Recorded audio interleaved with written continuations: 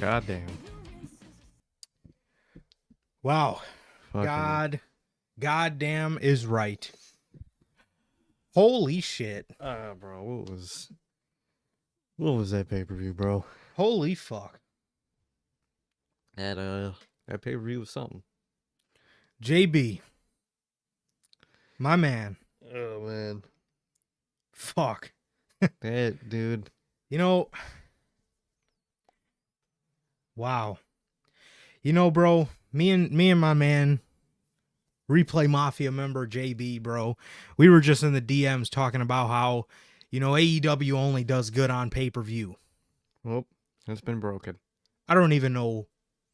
I even was going into this with the expectation of It'll be good. It's the pay-per-view. this is going to be probably the only night this year we love AEW. And I wholeheartedly don't even know what to fucking say, man. No, this night was a massive fucking disappointment. You disappointed me on the weekly, and now you disappointed on the one nights you usually don't disappoint. And that's insane, bro. That's insane. I don't know how you guys managed to just disappoint like that throughout the whole night. It was either a dumb decision or everything was just super boring. And then commentary tonight, man. Holy fuck, this has to be the worst night of commentary in AEW's run, dude. Literally, we have a list of all the fuck ups they did. So many of them that we caught. It's dude, it was just weird or boring, and then it was dumb, and then it was boring again, and then it was just it was just mindless. The whole show was mindless. It was Wow. Fucking wow, bro. I don't even know what to say. I seriously... no, I got no clue. I seriously don't even know what to say, bro. I seriously don't even know what to say. How the fuck the Costco guys and the fucking Rizzler was the best part of tonight's show ceases to amaze me, bro. Because we're not being like sarcastic or like, oh, that was the best part. No, that was genuinely the most enjoyable part of the show. yes, Was that stuff. I laughed, I enjoyed myself, and I had a great fucking time doing it. Mm-hmm. Most of these matches are littered with nonsensical stories. No. They're littered with laziness. They are littered with commentary fuck ups. And Every when match. I'm being so serious. You guys know I did my homework and we have the notes, and I'm going to read to you guys some of the things that were said on this show, and they're hilarious, but at the same time, It's just a bad product to talk like that. You are the commentary. They're supposed to do the most in making the show and people and the story and everything look good. It's all on the commentator, and holy shit, do your commentators fail you at every fucking turn, dude. It is an infection. They're fucking radioactively bad. Everyone was bad tonight. Literally everybody.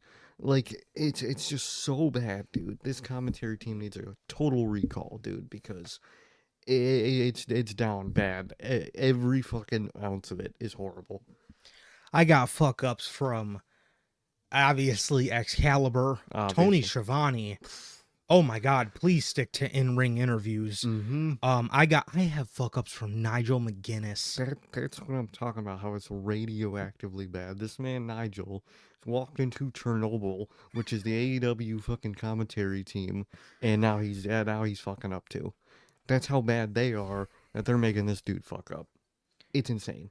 Which is funny because me and Sir K, as we were working on some stuff for the podcast regarding the year-end awards, I decided, let's throw an NXT TakeOver on in the background while we work and chat. Always. And Nigel McGuinness, you can just tell during those TakeOver shows how lively, how knowledgeable, exactly, and and most importantly, how just laid back and stress-free his job sounded. Mm-hmm. This man has to do the work Sockhead and Tony Schiavone, because they have no fucking clue what they are doing on the commentary booth, and No. it is just absolutely this was absolutely one of the worst nights for AEW commentary I think they've probably ever seen.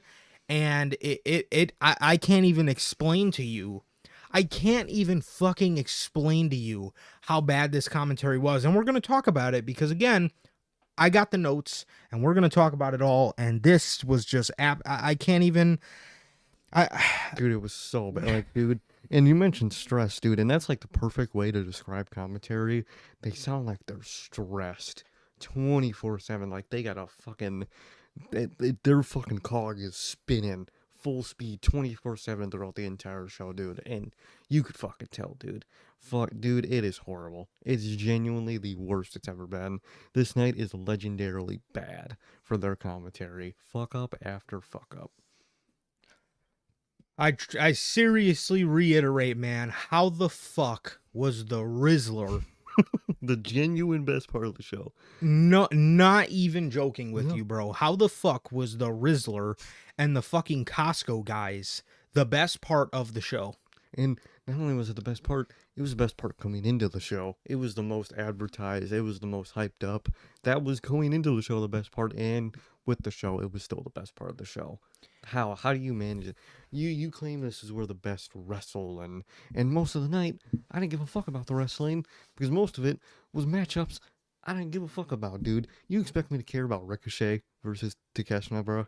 You expect me to believe Ricochet's gonna do something? You expect me to believe Orange Cassidy is gonna be a genuine competition for Mox? You expect me to fucking believe half of this shit? Fucking Jay White, Hangman, two names I should be excited to see in the ring against, and I wasn't at all. Don't get me started on Fletcher and fucking Will Ospreay. That let me put my buddy over fucking match.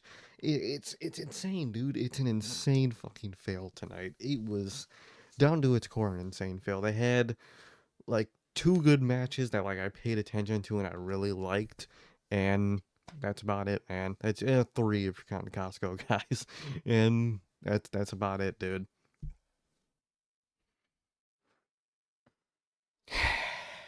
Yeah. Yeah. I don't know. I don't know, man. I don't know. This company needs to get it the fuck together because if they continue on this path, again, man, I'm again, you can sit there and you can count your money, you can count your deals and all this stuff you got, but bro, for somebody back in his prime who loved to read off the numbers and loved to brag about sold out venues and this and that, where's your sold out venue merch nowadays? Yeah, where's that? Where's your crazy merch lines that were insane to be in? Where literally throughout the show when they would hit the camera on like the ringside area, in the side of the ring that faces, that the camera faces, that whole second row in the front was empty. How do you not fill those seats with people from by the camera? How do you not? It looked like no one was there, and the arena was decently packed, but you still managed to look like no one was there. Yeah. How do you do that, dude? Yeah.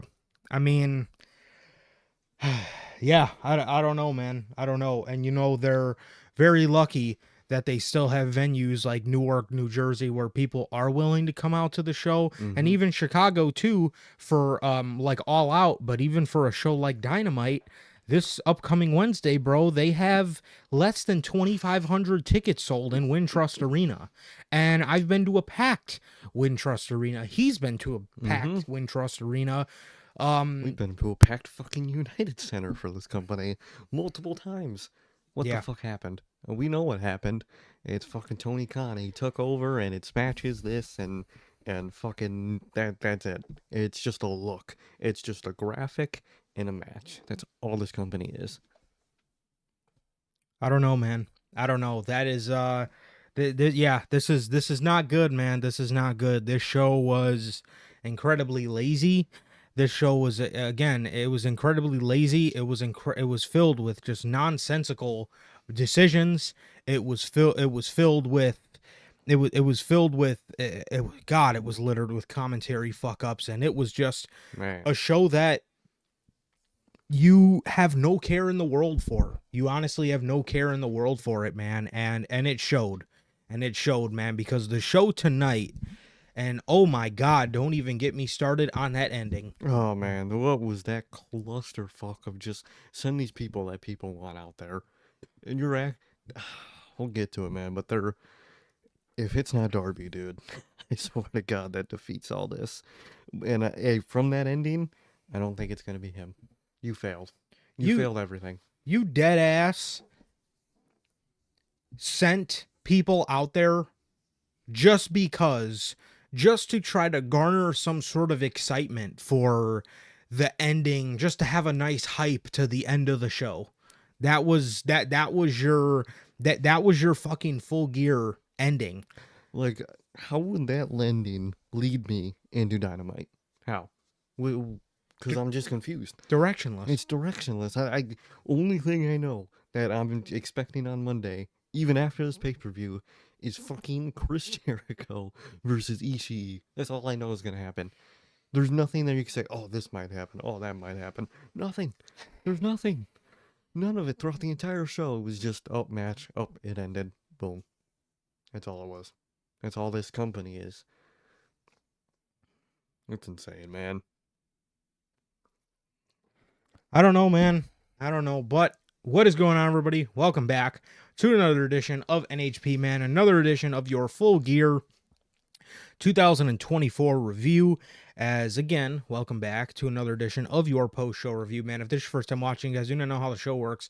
Every Monday after Monday Night Raw, we are on here with Unscripted. Every Friday at 4 p.m. Central, we are on here with the news.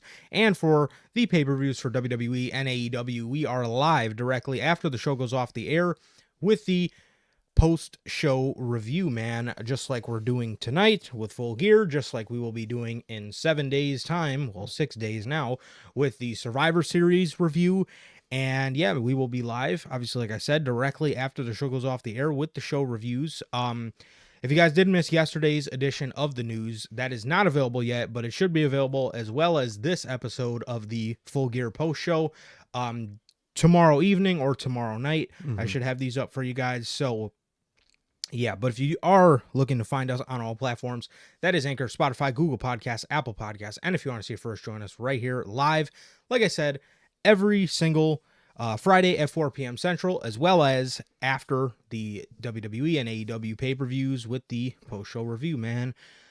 Also, if you guys have not got a chance to pick up some of the official NHP merchandise, you guys can now find this live on bonfire.com. Link is at the top of the description of this very video, where you can get this beautiful piece of merchandise to commemorate the rebrand of NHP with the next chapter design that you see on your very screen, man. Link is at the top of the description of this very video, man. Also, if this is your first time watching and you guys do not know who we are here at NHP, I am Johnny, one half of the host of this very show. And as for the other half, we got my man Sir K here. How the hell are you, bro?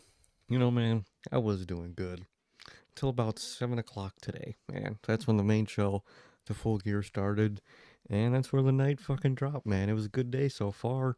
Played some Call of Duty Ghosts throwback, first time I ever played it, really good, Banger. and I had fun today. And then we paid $50 for Full Gear, and fucking I hate that we have to pay for this shit, man. What, like, why do we have to pay for the bad ones, but we don't have to pay for the good ones? Can it at least be reverse? Can these shows at least be free, man? Because we have to pay Well, we're for going to get them at a discounted price. at a discounted price. You'll still pay the full price, but it's in the price of the monthly thing. So, discounted price. Yeah, right. But I'm doing good, man. I'm doing good. Like Durante always asks, how's life? How's the family? Life's doing good. Family's doing good. Yeah, he is. Yeah, I'm sure he's not. Life is good. I cannot talk today, guys. How's Fucking- life? Commentary fucked me up, dude. I'm talking like I'm on AEW I commentary. think you got the radiation too. I think I did. I think I got the radiation from commentary. I'm doing good. Family's doing good. How is everybody doing in the comments? How's your guys' families doing? It is, speaking of families, Thanksgiving's coming up. I hope you guys have a great Thanksgiving. And what about you, bro? How are you doing? Think you're in the same boat as me. I did the intro okay, so I don't know if I got the bad juju on me yet from commentary. We're gonna see as we get into the show, but I was just, you know, man. I mean, appalled, man, appalled. I mean, I'm glad I get to laugh about it with my guy here Mm-hmm. because some of the shit was just so funny. But It's still it's funny, but it's like bad that it's funny. yes, Like it just it shouldn't be like that. No, it really shouldn't. You It know? really should not be like that. But I mean, wow. It was fucked. You know, the day was good, man. The day was good. Obviously, me and Sir K were trying to hop on some SVR 2010. My Xbox 360 controllers were not charged, so we ended up having to jump on the PS4. Got my man here playing some Call of Duty Ghosts, one of my favorites. It was one of my first Call of Duty games I fucked with heavy. I'm sniping my ass off. Yeah. So it was fun getting to run around those old maps, and I used to man, I mean back, oh my god, probably what was that 11 years ago, man. Me and my cousin Nathan, bro, we used to wreck havoc on those on those maps. Not really. He did. I was absolutely atrocious. I didn't get good at Call of Duty till I think me and Sir K started playing Black Ops 3. Yeah. I didn't really get that good at Call of Duty until then, so Well, you guys will see tomorrow. but what? Yes. So speaking of Call of Duty, before I finish talking about how I'm doing, man, if you guys did not hear, tomorrow night at 7 p.m. Central, man, we will be live with the return of Notorious Heels Gaming, and we will be hopping on some Call of Duty Black Ops multiplayer Sunday, November 24th. Well, actually, now today, since we're fucking past midnight, because the show went off the air at 11:30. We'll be live at 7 p.m. Central Time, so in about 17 hours, Yeah. we will be live with NHP Gaming, man. So I'm excited about that, and I hope you guys are too. And I hope you guys join us, man. We'll be talking about literally anything. It doesn't even have to be wrestling. If you guys want to hop on here and tell us about your day and tell us about literally anything on the planet, bro. Well, maybe not anything, but you know, most of the things. Talk. Exactly. No, no, none of that stuff. But yeah, man. If you guys want to join us for some Call of Duty gameplay and hang out with your boys, you guys can catch us tomorrow night. Well, technically tonight. At 7 p.m. Central, bro. If you guys have not heard, but yes, I got my man playing some Call of Duty Ghosts, so that was fun. It was real fun. And then the best part of my night was about 6 hours ago at 6:45 when I was watching Big Boom AJ 6 hours ago take on QT Marshall, because I got to see my man the Rizzler. Hell yeah, dude. You know what's the funny part about the review on the Survivor Series review? We're probably going to be live like 3 hours before this one went live. Yeah. Well, probably at like 9 o'clock we'll be live, 9:30. Yep, because to my knowledge, I'm guessing the show is going to be from 5 to 9. Usually that seems like maybe even 5 to like 8:30. So the show is on at 6 Eastern. So yeah, so there'll be a 2-hour pre-show, and the show will start 5 o'clock. 5 o'clock Central Time, and it should end at about 8 or 8:30. Yeah. And we will be live at about 9 o'clock. Look at that. Nice, beautiful, crisp, clean. And we'll have the rest of the night to enjoy. Man, because with AEW, you don't get that, man. We'll be here ranting for the next probably 2.5, 3 hours. Yeah, and we're 30 minutes in and haven't got started yet. So, appreciate you guys, man, but I'm doing good. I'm doing good. As Durante always asks, man, I'm doing good. Family's doing good.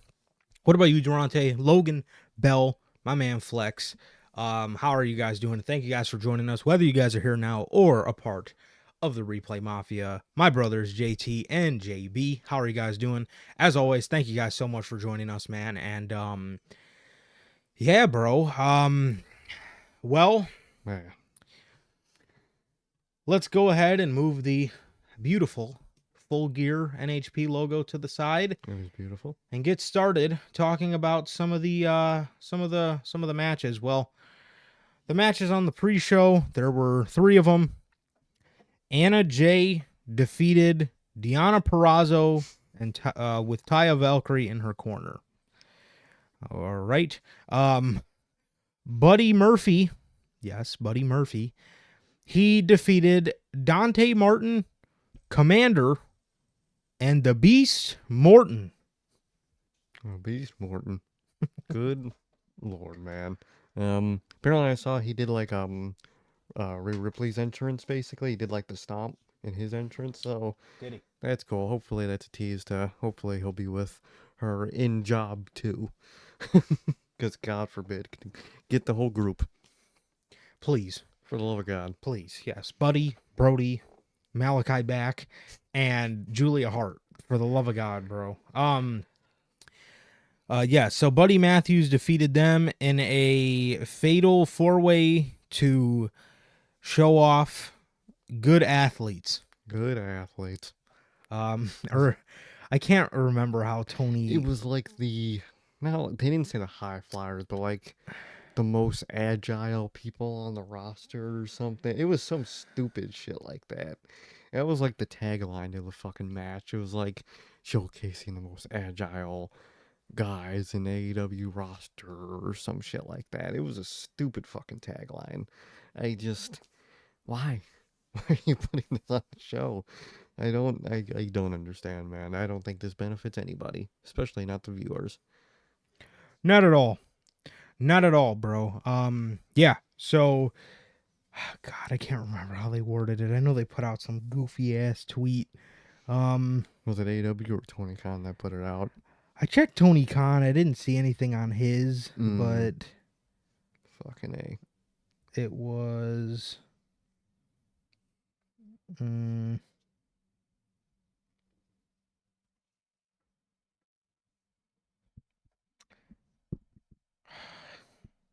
I can't find it, but it was some silly tweet about this to showcase some of the best, most agile performers or something. I don't know. But yes, Buddy Matthews won this match, and the highlight of the highlight of the show, Big Boom AJ with Big Justice versus QT Marshall with the Ace of Space Academy. Ace of Space? I'm sorry to break this to you, Tony Khan, but to my knowledge, he still is the head coach at the Nightmare Factory. You might as well call it the Nightmare Factory, dude. So yeah, let's cut the shit, Tony. Ace of man. The Ace of Space Academy. The Ace of Wasted Space. This match had the Rizzler as the special guest timekeeper. The GOAT. Bro, this was a fuck ton of fun. It was, dude. It was hilarious. This was so fun, bro. Fucking AJ booming. The Rizzler getting his own separate entrance and sitting at the timekeeper's table was some of the funniest shit ever known to man. Literally. I mean, this was a great partnership, and Tony Khan would be an absolute fool not to at least try to get these guys on for a couple more appearances, bro, because this was a fuck ton of fun, bro. Big Justice hit a spear on QT Marshall. This was good stuff, bro. This was a lot of fun. This was a lot of fun, man. This wasn't, this was the most hyped up thing going into this, but they didn't oversaturate this too much or put this like, try to shove this down your throat or anything to the point where it was a good amount of fun, man. It was fun.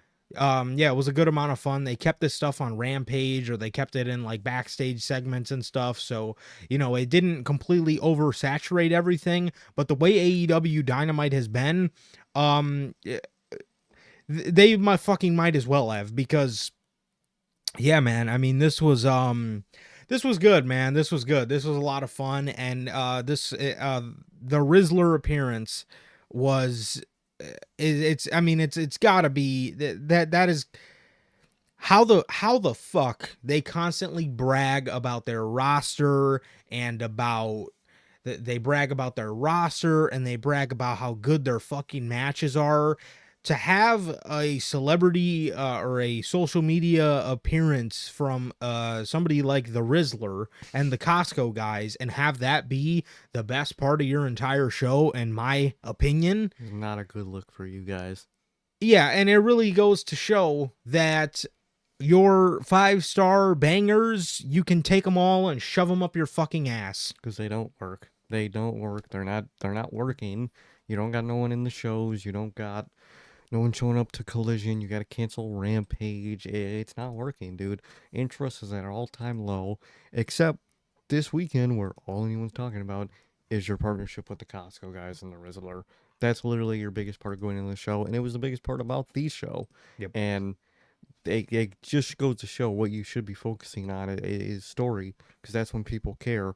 And I would like to see some. You got the people to tell the stories. You do got the roster. You just don't use them properly, man. And no matter how properly some people get used, you don't have enough space for everybody. And you're keeping people. You're freezing contracts, and you guys are doing horrible.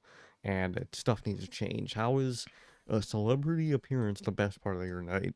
That is not a good look for you guys, because it should not be, especially like you said, how they tote this is where the best wrestle, this is where you find the best wrestling matches, all that shit. I didn't give a fuck about most of those matches, dude. I really didn't. I that was not my favorite part. My favorite part was genuinely this stuff on the pre-show, dude, and that's not a good thing to say for the quality of your television. No, bro. No, not at all. Yeah, not at all. It was quite it's quite sad that that is the thing that they constantly brag about, yet the best part of the show was everything that AEW hates. Mm-hmm. Literally, it makes no fucking sense. So, yeah. But AJ won the match because QT Marshall had Aaron Solo come out. The ref was distracted by Solo. QT got speared by Big Justice. He has a better spear than Goldberg. Yes, he does. And he would then get power boomed, which was kind of hilarious because when he power bombed him, everybody yelled boom. Good lord. And he power boomed him through the ring, or on the ring, or as AJ put it, through the ring. And he pinned him, and none other than the Rizzler rung the bell, bro. Hailing at 3'11". 3'11". That entrance, phenomenal, dude. Golden. The way he walked out there is just the greatest thing ever, dude. I loved it. Fucking phenomenal, fucking just stuff on that pre-show. Genuinely best part of the night, dude. We're not joking when we say that. It was so fun to watch. It was hilarious, and it was literally the most enjoyable part about this whole pay-per-view, man. The pre-show was more enjoyable than the entire main show, man. So bad luck for the company, but at this point they're doing it to themselves. So I'm not gonna. I don't feel bad. I don't even really feel angry at this point. I'm checked out, dude. I really am. I've long checked out of their weekly television, and now after this, genuinely I'm mentally checked out of their pay-per-views too, because who expects anything from World's End? That's no matter what their weakest pay-per-view all year. So if you can make a pay-per-view weaker than this, holy fuck, you lost all hope. Yes. What did John Moxley say? Abandon all hope. Please. Yeah, I think that's where myself, as a lot of people are with AEW, is abandoning hope. Oh yeah. Because yeah, I mean this is It was just crazy. yeah. So I don't know, man. I don't know, but yeah. I mean this was good, man. This was good stuff. I mean, again, it was harmless, but this was the most exciting and hyped up thing on just on social media, and it ended up being one of the best fucking parts about the entire show, which is just absolutely sad in my opinion. But and it's again it's sad because of what AEW's mission statement is, and that is their or at least what their current mission statement is with their 5-star matches and this and that, and You know, it really again, it really goes to show, bro, that the fact that something like this was the most enjoyable part of the show, or one of the most enjoyable parts of the show, Mm-hmm. with the roster that you have. It's just insanely sad. Yes, it really goes to show how much you've poorly handled everybody and how much you've poorly handled stories. Mm-hmm. It really is, dude. So, yes. So Big Boom AJ picked up the victory against QT Marshall in 11 minutes and 45 seconds. Very fun. Good stuff. I enjoyed Very. it. Definitely. Now for the main card. And right as they start the pay-per-view, they already fucked up, man. They didn't do any tag team entrances on the main show. No, they did none.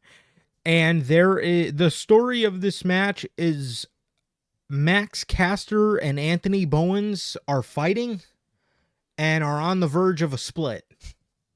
You have the most bloated, and bloated can't even fit the description of their roster anymore. They're fucking, it's fucking about to explode, and you're setting up possibly more people to be in the singles men division.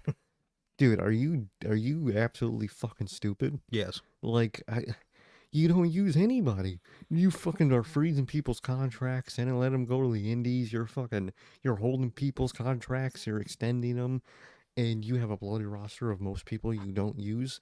And now you want to create two more singles guy to add to that. You just broke up a tag team to make Kyle Fletcher a singles guy for his 5 minutes of fame, and now you're gonna do it again. Do you just not learn? I don't understand. No, no, Sir K, he doesn't. He doesn't learn. Let's go ahead and instead of, I don't know, turning the Acclaimed heel, because, I don't know, it's not like they were a really hilarious act when they started off as heels before they turned babyface because they got so loved. Let's not do that. Let's break Max fucking Caster and Anthony Bowens up like either of them. I love them. Yeah. I love them. I think they're a great tag team. Like either of them are going to do a lick of anything as singles. It's not 2020. None of these people have a chance being singles, dude. 2020 AEW, yeah, you had the roster to try stuff like this. You ain't got that no more. You got fucking star after star that you don't even use. You don't have time to do this shit. If Adam fucking Cole can't even survive nowadays, what the fuck would make you think Max Caster or Anthony Bowens is going to do as a singles? Like, dude, your biggest stars don't have fucking space, let alone you're trying to turn tag teams into fucking singles guys for some reason. What are you doing here, bro? It's the dumbest shit ever. It is. It quite literally is. Yeah. So again, the Acclaimed. Just a couple months ago, the Acclaimed got a little. I don't know. I guess you could say darker. Yeah. They started. They instead of wearing like the pink and white. That they kind of were just wearing black and white. They were wearing black and white. Caster put on a hoodie. Instead of his jersey. It was cool. And why you don't go with that look and maybe try to experiment with these guys as a heel, because it's not like they're charismatic as fuck or anything. Let's tease breaking them up. And the story of this match was that these two cannot get on the same page and they're on the fucking verge of breaking up. Like, bro, y'all ain't the New Day, bro. What are you trying here? They said, oh, people are actually intrigued in the New Day? Let me just do that. But with the Acclaimed.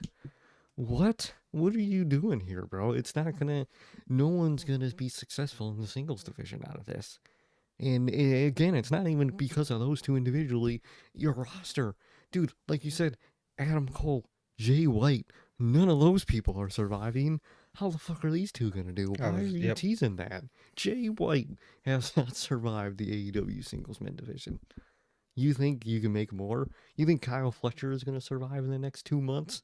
No, he's not. He got his 5 minutes of fame, and probably after this, we probably won't see much of him. It's a cycle, dude. Yep.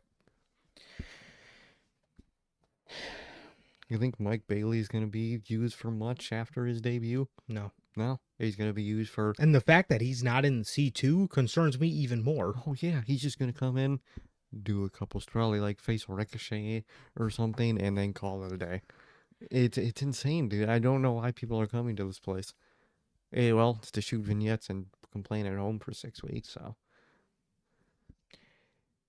And it's what's even crazier to me, man, is you have people that are coming to this place. You still are getting free agents to come work for you, somehow yet you're freezing. contracts. And Why? bro, what have I fucking said for the past 3, 4, 5, 6 weeks about Ricky Starks and my prediction Mm-hmm. as to what the fuck happened with Ricky Starks? Yep. They froze his fucking contract. I don't know if you guys seen it, but Ricky Starks did a interview or a promo in GCW today, earlier in the morning, and he alluded to he's not going to sit at home with a frozen contract because he's 34, he's healthy, and he wants to fucking work. You're friends with one guy that left a company, and that company dooms you in that place when you've done so much for that company. That's insane. Literally. That's insane. I thought the whole point of AEW was against backstage politics like that. Now it's filled to the fucking brim with it. This place is just, it's gone downhill, dude. It really has.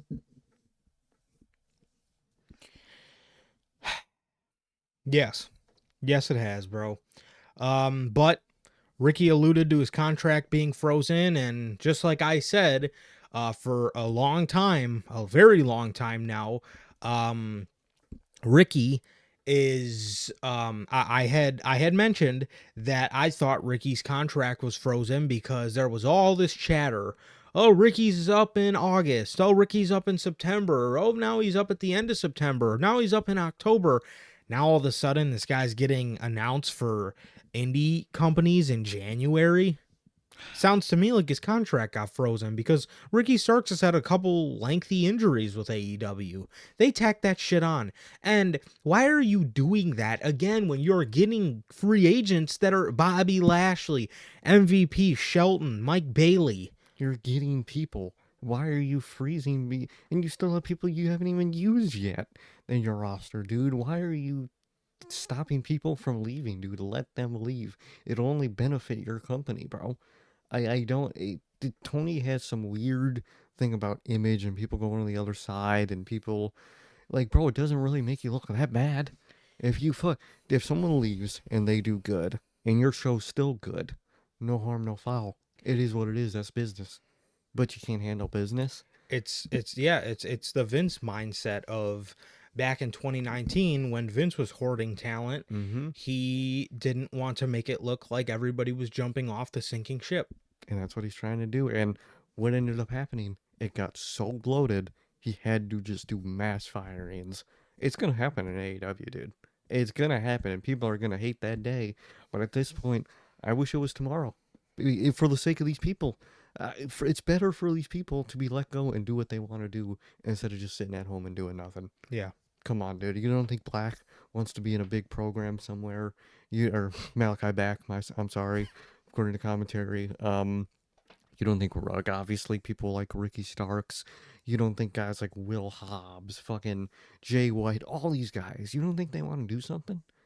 You don't think fucking Lucha Bros want to go be involved in all this shit on SmackDown and whatnot? Obviously they do. You're not allowing it. Why? Because it's going to make you look bad, even though, like I said, if your show looked good in the first place, there wouldn't be a problem. I'm sorry. It's just a sad state. It really feels like fucking McMahon is running this company. Yeah, it does, bro. And yeah, like I said, it's Tony being in that mindset of we can't have people jumping off the sinking ship, and he's hoarding talent, and it's fucking ridiculous, bro. It is fucking ridiculous. And again, this is something I have predicted with Ricky Starks Mm-hmm. for so long. for so long just because of the nature of just the talk surrounding his contract and when it was up, and it just seemed to kept getting extended, and nobody's reported it, but I threw out the prediction a while ago saying, look, I think Ricky Stark's contract got frozen because there's no way his contract should have been up by now. And again, for somebody who did so much for the company and got so little in return, that's incredibly fucked up, man. It's incredibly fucked up. So fucked up. Yeah, and two, these dumbasses that go to the media scrum don't ask these sort of questions. Like, hey, what did you freeze Ricky Stark's contract? What's going on? Why aren't you using him? Exactly. We're talking about Ricky Starks today. Talk about fucking Ray Phoenix. Talk about this shit. Ask this shit. You guys are journalists. That's what a real journalist would ask, bro. That's your whole job, is to ask real questions, get real answers from people behind a company, behind this, behind that. No. What do you think of the numbers tonight, Tony? What do you think of Mariah, what did you think of your performance tonight? Do you think it was good? Like, dude, you guys aren't a part of the business. No one respects you. The fans don't respect you. You know for sure the people in the locker room don't respect you, especially the ones that you pay to get your information. Those ones respect you the least. I hate to break it to you. No one respects you when you go out and ask those stupid fucking questions, and you make goddamn fools of yourselves, dude. And if you ask the real questions, people might believe what you say.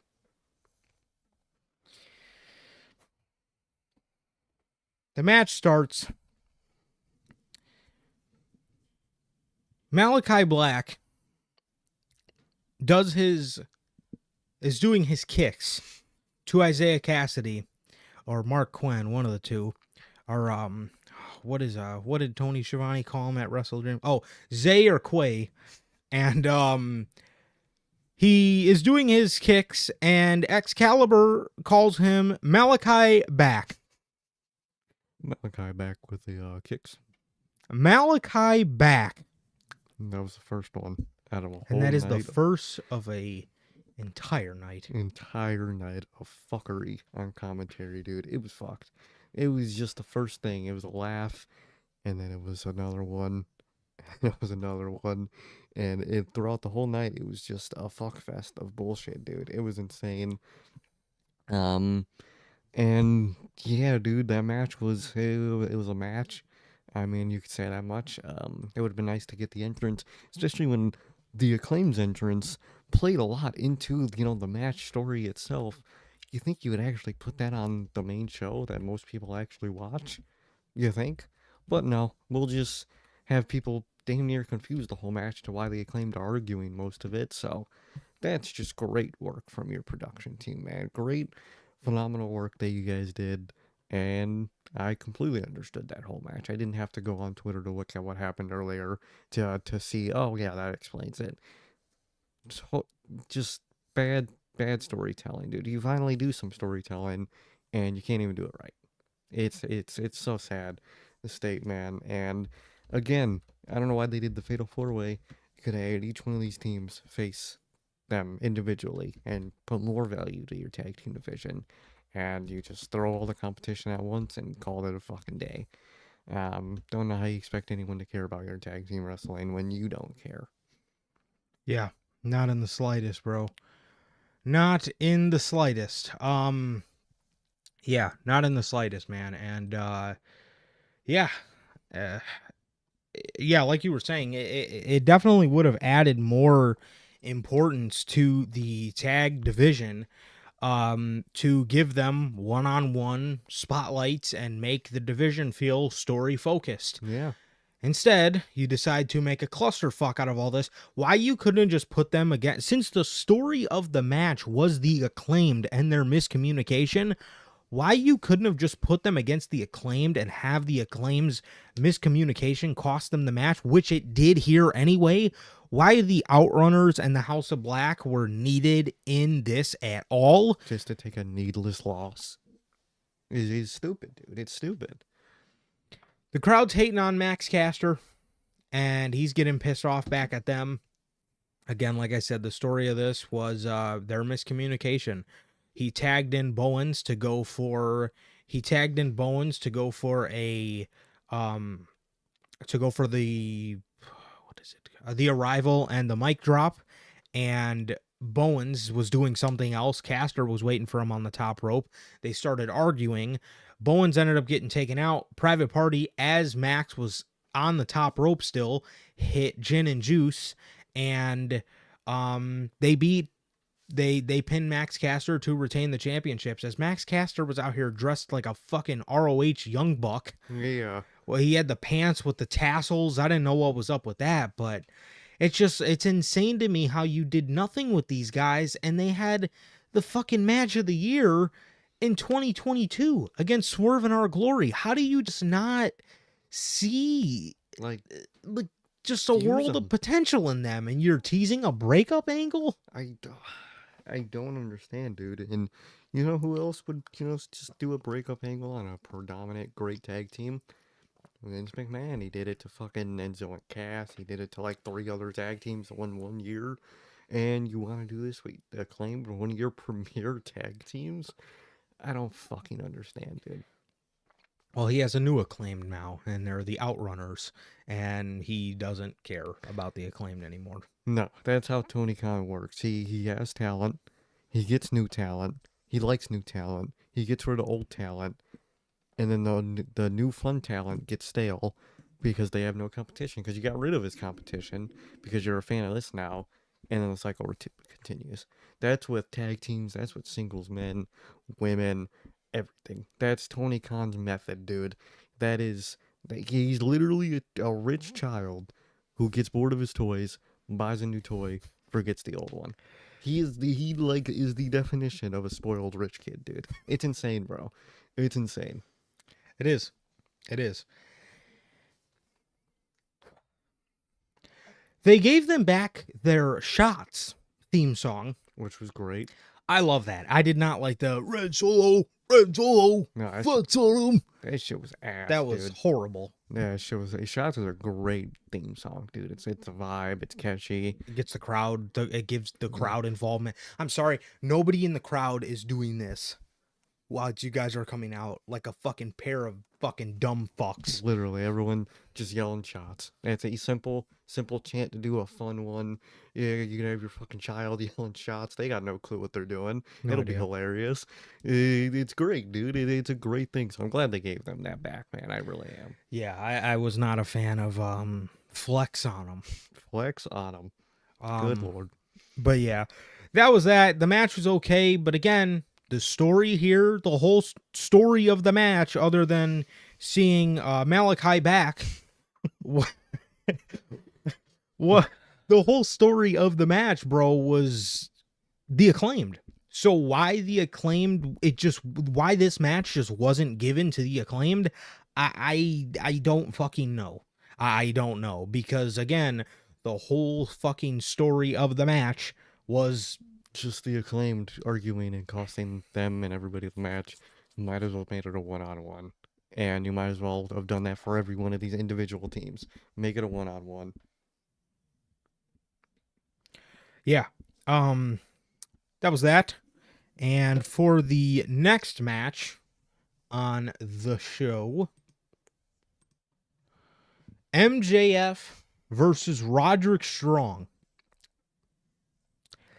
MJF looks like he is regretting his decision so bad. Mm-hmm. This man came out here tonight looking like he did not give a care in the fucking world He didn't give a shit. to be there. Which is funny, because for a guy that talks about how much he loves AEW and how much he believes in AEW, I know you guys think this company, and this goes out to all the talent that has said AEW doesn't need them, or whether it's that or whether they're just not there and they are just decide to film vignettes for 6 weeks. I don't care if you guys think I don't care if you guys think that the company is fine without you. Open your fucking eyeballs and be truthful with yourself.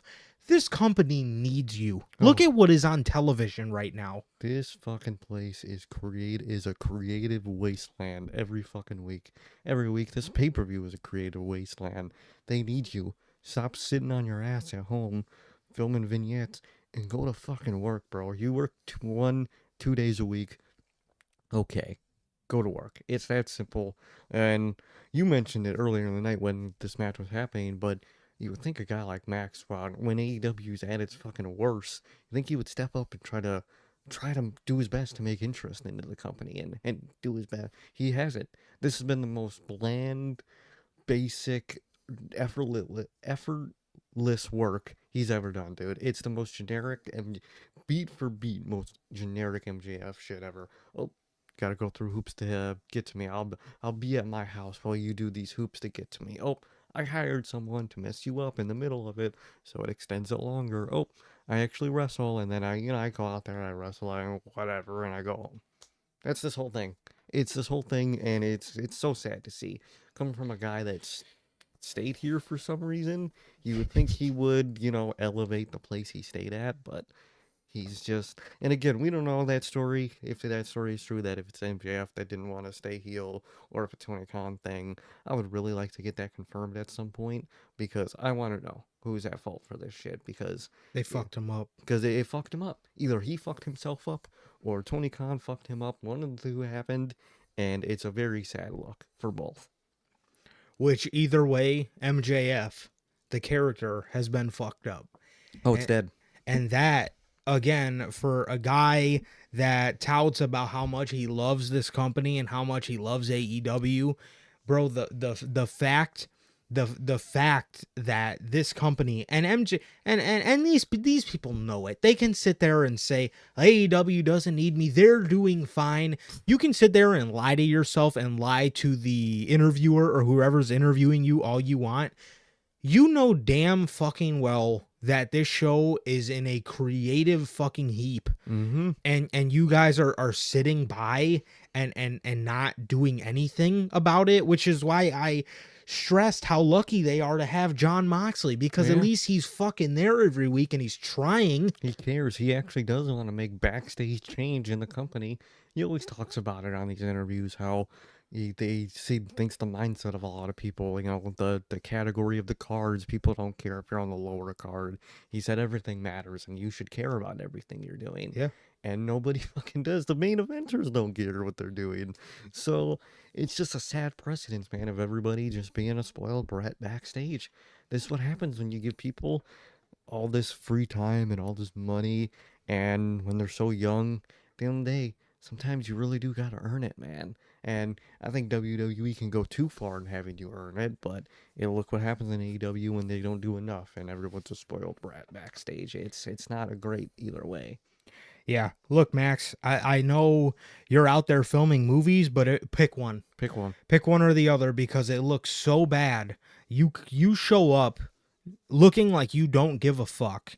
Meanwhile, you're doing some of the most bland character work, and any fucking body watching this show cannot lie to themselves and say that MJF has had a good year. No. Do you honestly think fucking Face of America MJF was good? I mean, are you kidding yourself? Like, none of that shit. No one ever likes the face of America, all patriotic. Everyone's always hated it. Since like the fucking Attitude Era, people hated that shit. You're gonna try that just because it was easy? That's all. That's why you did it, because it was easy. Yeah, I don't gotta do that. I just gotta, oh, fuck this country, blah blah blah, and call it a day. It honestly, man, it seems like he took the fucking easy road. Yeah. And he wants to be the Roman Reigns, the guy that makes the special appearances, and he doesn't appear very much when You gotta earn it. and honestly, he's done a lot of great work. Yes. He is too fucking young. He's too fucking young. You're not in that spot yet, dude. You have to do more to get in that. Roman Reigns, Roman Reigns is almost 40. he's almost 40. He spent like 10 years straight there damn near every week getting shit on every fucking week, dude. And he was there no matter how, what Vince made him do, what Vince made him say, no matter what act he was in. He was there every week. He was putting in that work. The crowd didn't, he wasn't tweeting out, oh, this, that. He wasn't, sneak this in the fans, sneak this in the company. He went there, he did his job, and now he's literally the great. He is the greatest of all time in this current generation. Because he put in the work, dude. He went there every week. He kept his mouth shut, and He did what he had to do, man. And look at him. He's great. He's still literally the bad guy in his story. He literally, even as the technical baby faces, he's still a dickhead. And people love him. People fucking cheer for the guy. Every fucking second, they're cheering for him. That's you gotta earn that, dude. You gotta put in the work. You gotta grind for that shit. Roman grinded. Even when back in the old podcast when we would shit on him every fucking day, he was putting in the work, dude. And you gotta do that to be at his level, man. Yeah, and MJF has trotted around AEW, and That's it. he's done great work He has. for the better part of 2 or 3 years. Last year happened, and I thought it was exceptional work. I Yeah. thought it was amazing. I love that was the peak of his character for me. This year, Just reversed everything. You went back to year one MJF, called it a day. oh my god! I mean, it's a horrific it's a horrific mistake, and I genuinely don't see how people in the company don't see anything wrong with this, man. I mean, again, he reverted back to his character, and all the hype around his character is completely fucking dead. It's dead in the water, dude. How do you fuck up MJF, whether it's his fault or whether it's Tony's, which the rumor we've heard is that, again, I don't know if it's 100% sure or not, but the rumor that we heard is that that was an MJF decision because he didn't want to be a babyface. He wanted to play heel. And you just, and as a booker, How do you allow how that? do you look at that and say, well, yeah, that makes sense? It's okay. It's okay. People liked you as a heel, so that's okay. Bro, no. We gotta give him classic MJF. I'm gonna have him fucking film vignettes and sit at his fucking house for 6 weeks and fucking show up and act like he doesn't give a fuck. Dude, people love classic MJF, man. He does like the same 5 bullet points, man. He'll call the fans poor. He'll call them inbred. He'll make fun of some past part about someone's life and call it a day. And he'll hire someone to do something for money. That's all you do. That's all the character is. That's what and it worked because it was the beginning. And then we had the slow evolution of unraveling his character, why he did this. Humanizing him. Humanizing him. And it got to a point where he was basically a good guy. It was basically like, yeah, I was an asshole. I still kind of am an asshole, but I have to. Yeah, I have to. It's what the world made me, and it's hard to stop that. And then you return them, and then you reverse everything and make everything you did for the past 3 years nothing. Why? It looks horrible. They both look horrible. The company looks horrible. The individual looks horrible. There's no more story. There's no hope. There's no, what are you gonna do with MJF in the next year? In the span of his contract? Just the same thing every day? I wanted this fucking guy to go I wanted him to go to WWE so bad. And he should have.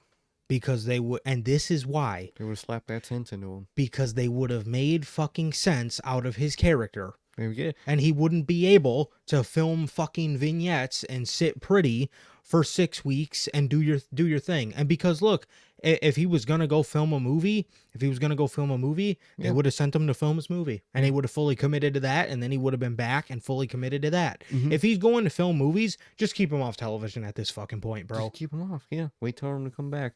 He would have went to WWE. They would have sent him to the main roster instantly, and they probably would have gave him a good contract.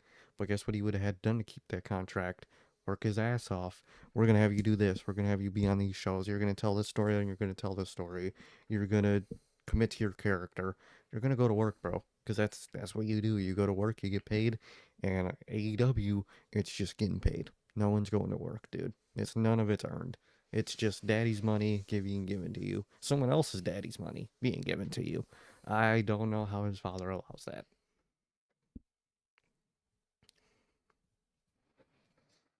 Fucking ridiculous. How the fuck you ruined MJF? It ceases to amaze me. MJF comes out like he doesn't give a fuck again. He comes out, he gallops to the fucking ring, thrusting and throwing up middle fingers. Rah, rah, rah. Same fucking thing. Oh, man. He grabs a mic and he cuts a promo before the match. He says that, he says to Roddy, I don't want to wrestle in front of the biggest wasteland of the U.S., Newark, New Jersey. I'd rather be shooting movies just like your mom was shooting your dad. Wow. Okay. You already said that on Wednesday. Don't think you need to repeat it. Kind of beating a dead horse here. You know, when Roman Reigns fully does commit to being babyface, in about 6 months, let's just fully revert him back to the To big asshole dog. tribal chief. Yeah. Oh yeah. He's still gonna be a dick, but he's a good guy now. What? You can't just change people but not change them. That's not how that works. This is literally the basic start of AEW MJF. Yep. And it sucks now because I could predict his whole promo every time. Oh, you're going to talk about the poor people in the crowd. Oh, you guys are poor. You guys are white trash. I'm rich. You opponent, you're trash, and I'm going to fuck your girlfriend. Oh, man. Same thing. It's the same thing every time. It's tired. It's played out. And you had it all in your hands to change it. You had a great character that you had of a tragic story, trying to turn himself around, be a better person, this, that, whatever, and you failed it. You just ditched it because it was hard. Genuinely, that if that is the case, and it was MJF's point, you did it because it was harder to be a babyface than it is a heel. A heel, you get your cheap heat, and that's all it is. It's cheap. It's no value. It's fast food. You're a fast food heel. That's all you are. Yep. Babyface, revenge-driven MJF versus the Death Riders would have been incredible. That'd have been incredible. It would have been incredible. And then you have a returning Adam Cole, be the distraction to where he doesn't, beat the Death Riders, and now he's back distracted with an old, the past. Yep. Perfect. Would have lined everything perfectly. Yep. And you did none of that. Yep. And why would MJF versus the Death Riders made sense? Because the guy came back with a tattoo that says AEW, bet on yourself. And he did the exact opposite. He took the fucking easy route and stayed with AEW. Mm-hmm. You didn't bet on yourself at all. If you were betting on yourself, you'd be a babyface right now. Yeah. Because, again, you actively, and if it was his call, you actively went with the easy thing to pull off. Again, Roman Reigns is in the middle of his babyface arc right now. He's not quite there yet, but when he does get to that arc, yeah, let's just say WWE. Yeah, WWE. Just have him turn back in 6 months to the asshole tribal chief and revert back all the fucking work we did to turn him babyface. Yeah, let's just revert it all. Let's do that. Let's do classic tribal chief. It's played out.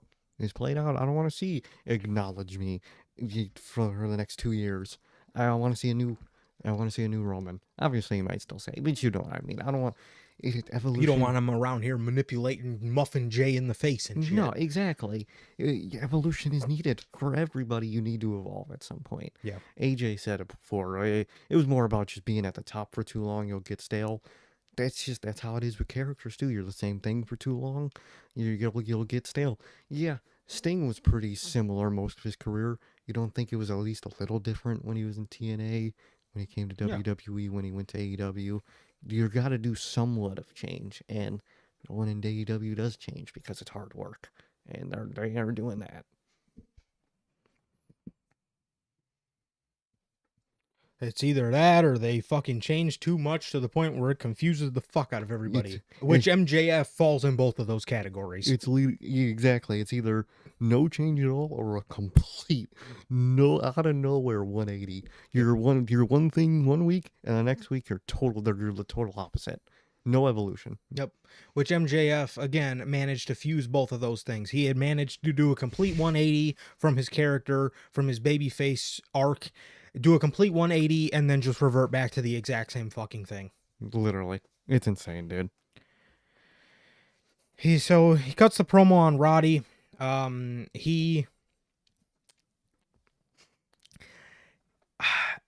He's bragging that, this is too easy. This is too easy. He's on the top rope. He's saying this shit's too easy. Roderick Strong hits a running clothesline, a running lariat, which makes Excalibur say, "Foot in the lariat." Number 2, foot in the lariat. Foot in the lariat.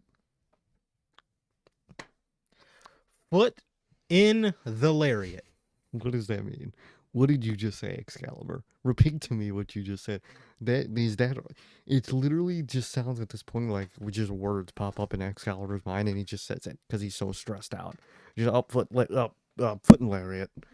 That's all it is. You got this man so fucking stressed. That's all you're doing. It's insane work, dude. It's insane commentary work. It's so bad. Foot in the lariat. MJF spits on Roddy. He spits on Roddy. You know, this is a huge blood feud that garners spit. And MJF and Roddy trade offense back and forth for a little bit. MJF gets Roddy in a Fujiwara armbar, which calls for the tap. Roderick Strong is taps out. Commentary's playing up to, well, Roddy tapped quick. Could something be wrong with his arm? Okay, so MJF goes and grabs a chair. He goes and grabs a chair, puts it in Roddy's arm, and stomps on it. And right after he does it, the whole time, I'm predicting, as soon as MJF lifts his foot, you're going to hear all about the boom. Nope. No, he stepped on his fucking arm. And then 2 seconds later, here they come. The Undisputed Kingdom, Adam Cole, and Kyle O'Reilly. They all come running out to the ring. Kyle O'Reilly pushes down Adam Cole because he goes to lean down to check on Roddy too. He pushes down Adam Cole. He yells at him and walks out. Bro, when Adam Cole returned, he literally told Roderick Strong in the Kingdom, guys, I love you. You're my boys, but let me deal with Max alone. This is personal. I got to do this alone.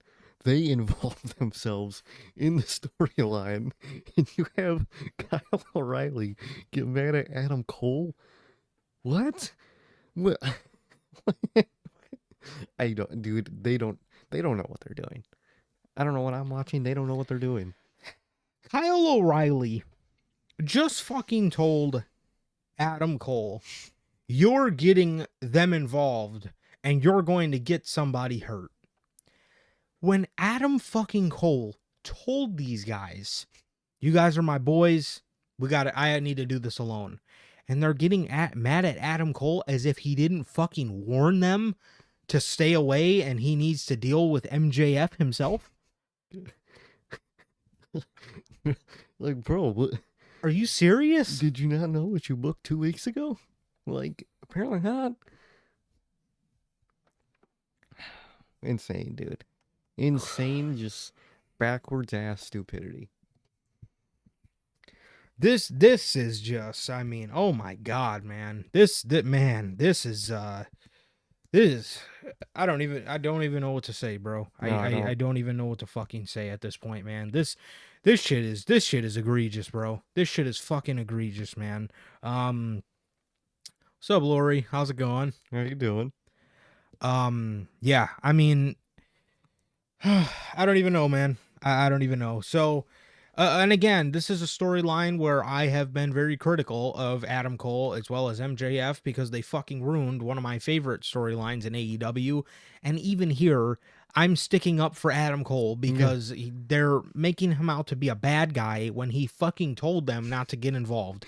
You bring this guy back as a good guy, and then you have him be portrayed as a bad guy, even though he's not the bad guy. You know, he should have been the bad guy coming back, but he came back, wasn't the bad guy in action, in, you know, his actions after he returned, and now you're saying he's the bad guy? Can't make it up, bro. You can't make this shit up. You cannot make it up. Like, the match was okay. Again, just littered with commentary fuck-ups, littered with horrible storytelling, littered with lazy character work, and littered with even more lazy character work. So, yeah. fucking great. The next match, Mercedes Moné versus Chris Statlander for the TBS title. Moné was in the back afterwards, and she was yelling at Camille, telling her to stay in the back, stay in catering. She literally told her, stay in catering.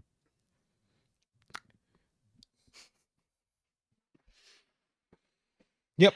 Let it be known. Let Solo tell Jacob fucking Fatu to stay in catering. Nice. That's how you do a heater. That's how you build a heater, bro. That's how you build them up, is you tell them to go to catering. That's, yeah. And don't tell me AEW doesn't know how to do this, because they perfectly built Wardlow as a heater. He was the perfect heater turn story that I've seen. It was phenomenal at the time. You built him up as the heater. He did all the work for MJF. He made MJF look great. MJF treated him like shit. He finally turned. It was phenomenal. Phenomenal moment. Obviously, we all know they fucking dropped the ball harder than anything ever afterwards. But that's a whole separate rant that we'll probably give the next time Wardlow returns for a month, and we won't see him again. But you've done a good one before. You can't do it again. You don't have it in. I don't think you have it in you to do anything good again. We get some good back and forth between Monet and Stat. Stat went to go for some sort of power bomb, which Mercedes countered into like some sort of neck breaker. Look really cool. Monet was getting frustrated because she could not beat Stat. Stat was getting in some offense. Goes for a 450 splash, misses it. Monet then gets really frustrated and starts going after Statlander's knees, her surgically repaired knees, and Monet hits a triple slop stabber on Chris Statlander. She hits her with the Monet maker, and there's a kick out. Stat then goes for the tombstone a little bit later in the match. Monet starts biting her thigh. Commentary says she's biting her knee. She's clearly biting her upper thigh almost to her ass, and they're sitting there saying she's biting her knee. She was basically biting her ass, and they said she's biting her knee. That's number 3, and I'm keeping tally on my fucking notepad here.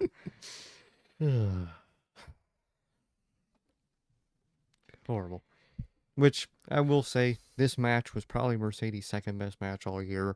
It is second to the Stephanie match. It was overall a good match. There was some sloppiness at the end, but overall it was actually a really good match. Apparently, I learned that on Twitter. This is now their longest ratings, or not their longest, but their longest women's match they've had in the history of the company. Really? Yep. What is it, 19 minutes or something? What? Their longest women's match was like 18:05. I didn't believe it either, but apparently it was true. I was like, and so now this is the longest women's match they had in the history of the company. I can't believe it. Interesting. I didn't know that. It was good. It was good. You know, Statlander had one of Baker's best matches too. She's very underrated in the ring. She is very underrated in the ring. She's phenomenal. I wish they, kept her character consistent and didn't turn her heel for no reason and turn her back babyface for a week, and she was a victim of AEW booking processing, but she is good, dude. I really like Statlander. It's just obviously their treatment of her is just not great. She's biting her knee.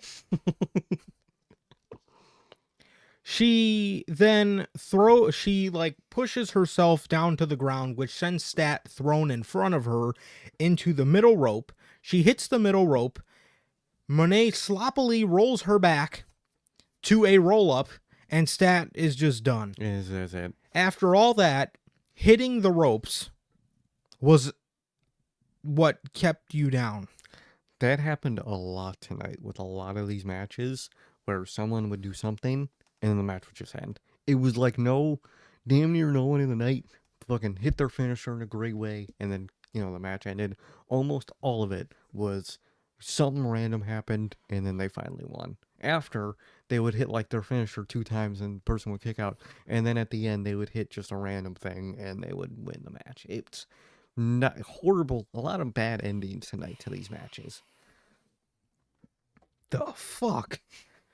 For a really good match, they really shot it in the fucking foot there at the end. Oh yeah. No way. So that was that. Like I said, it was a pretty sloppy ending. But overall, a pretty good match. Yeah, so that was that. Definitely, man. No Julia Hart either, even though she's been interrupting stats. So hopefully, Oh no, Hater. oh, that's who she Yeah, fucking. they're Oh, gonna okay. feed Jamie Hater to Julia Hart. Fucking nice. Oh, fucking hell, man. Fucking hate this company. I really do. Adam Page versus Jay White. A match that we didn't even realize until the start of this episode of this review that we forgot to predict yesterday. And now, to predict this match, I thought Hangman needed this victory because I don't believe he's won anything since he almost ended Swerve's life. And he fucking lost. again, he like, dude, first of all, you have Hangman Page and Jay White in the ring, and I don't care. That's problem number one. You just threw these two together for a random pay-per-view match. Two of the biggest names in wrestling that you have, you just do a nothing match with. And then you have Hangman just lose for some reason in a very bad fashion, dude. We'll talk, but he literally hit two finishers. They got kicked out, and then Jay White hit one finisher, and that was it. Not a great look for Hangman. Really not. Hangman is muscular and powerful. Oh, man. Four. Hangman is muscular and powerful. Powerful. Dude. Are you fucking serious, man? I believe Nigel said that too. But what are you doing, Nigel, bro? Why are you talking out of the side of your mouth like you're fucking chewing something? The match starts, and Excalibur calls a belly suplex. Belly suplex. Not belly to belly. No. A belly suplex. It's 5. Number 5. 5 of them. Belly. Hangman goes for a belly suplex. Are you fucking serious? Dude, commentary is just... This is 5, and we're fucking 4 matches into the show. There's more fuck-ups than matches so far. Doc. Tony Schiavone's talking in this match. He refers to Nigel as Nigel. Not Nigel. Jill. He says, "Okay, Nigel." Are you serious? Dude, were they drinking or something? Like, what happened, bro? Dude, you need to overhaul this fucking commentary team. You need to get Excalibur the fuck up out of here. He needs to go. He needs to go. You got to put Schiavone just strictly back, be an interviewer, all that. And you need to change up this commentary team. It is god awful. God awful. Wow. And it's not even just when they fuck up. That's really bad. But even when they're not fucking up, they're lame. They say it's like the same 5 thing. Oh, swing and a miss. G. Harris. G. Harris. Oh, swing and a miss. Up. He's up. Up. No one's home. Same fucking 5 things, dude. It's horrible. It's generic. We've heard it for the past fucking 4 years. Unbelievable. Heard the same commentary for the past 5-6 years. It's garbage. Change it up, dude. It's bad when it's not sloppy, and it's horrible when it's sloppy, dude. Come on. Jay White proclaimed that he was going to make Hangman tap in the build to this match, and he beat him by pinfall. The other story of this match was Jay White's ankle was being worked because it was being worked, obviously, because I'm assuming Hangman was probably a little scared that Jay White was going to work his foot because he has something wrong with his foot. Mm-hmm. Or he's been working the foot as of late. And these two are on the outside of the ring. And Hangman is, working Jay White's foot, and the ref, instead of counting them out, is standing on the fucking ramp with the both of them, telling them to get in the ring. No, get in the ring. No, get in the ring. For like 3-4 minutes straight, dude. No, you guys gotta get in the ring. You guys gotta get in the ring. Instead of just going in the ring and counting them out to make them come back to the ring. If you started the count, it would make at least one of them come back to the ring.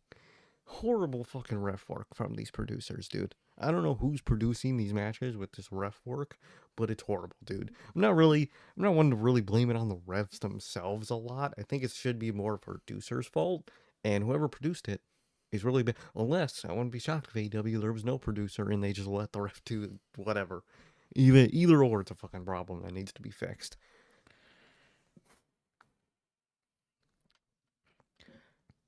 Jay White kicks out of 2 dead eyes. Mm-hmm. Hangman would then put him in an ankle lock. Jay White would get to his feet, or get to his foot from the ankle lock, while Hangman still had a hold of his other foot, and he would basically just kind of walk towards him, get Hangman's grip to loosen, and hit him with a Blade Runner, and he pinned Adam Page again. With one Blade Runner. With a Blade Runner. A single one. After he kicked out of 2 dead eyes. Gotta love it, dude. Gotta love just making people look great. Oh, God, I wish Jay White went to fucking WWE after Mania 39, bro. I really wish he would have been a demon over there, man. Oh, my God. This fucking guy would be fucking King Switch. He would be King Switch. He probably would have been King of the Ring. Oh, my God. He really would have been King Switch, dude. He really would have won King of the Ring. Either that or next year. Yeah, one of these years he would have won it. Like, come on, man. You just had to go with your buddies. This is fucking ridiculous. Adam Page has had one of the hottest heel runs since he came back. The match against Swerve. Burning the house. All this shit. All his great work as this demented heel. And he's lost. He hasn't won a fucking pay-per-view match since All Out. Nice build up for a heel. Yeah, nice fucking way to drop Adam Page's momentum. Great. They're great at it, dude. Tony Khan, he's nothing he's better at than dropping momentum. Look at me, look at fucking Hangman twice. He did it to Hangman twice. He did it after he was a babyface and won the title. Now he's doing it as a heel. Did it to Hangman twice. Crazy. Dude just drops momentum like he drops fucking cocaine. It's insane. Oh, this fucking guy has no idea what he's doing. Dude. Adam Page's momentum after this is damn near lost. And we're gonna talk and I'm not gonna speak too much on Hangman because he played a bit of a part in the main event for some odd reason. Which we know what that's teased. Yeah, he played a part in the main event, and bro, this is a joke. It's a bad direction they're taking everything. Yep, this is just not. This is not good, man. No. This is not good. He loses to Jay White again, and I don't know. I don't know where we go. I don't know if this is the end. I mean, he beat him twice. I mean, what else is there? What else is there to really fucking do here, man? I don't know. He beat him twice in a row, and I don't know. And Jay White beat one of the hottest guys twice in a row, and even for him, I don't know where the fuck he goes. I don't know where either of them go. I don't know where anybody goes. I don't know. There's no direction.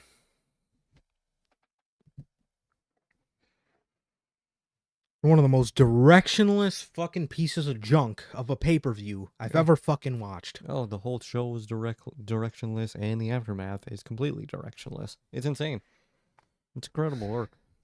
That was that, and they've done a great job of having Jay White win twice, yet still have no direction, and they've done a great job at really squandering Adam Page's momentum. Mm-hmm. So, yeah. Will Ospreay versus Kyle Fletcher. How this company managed to have Will Ospreay probably have the most boring match of the night is genuinely insane work. Probably second boring.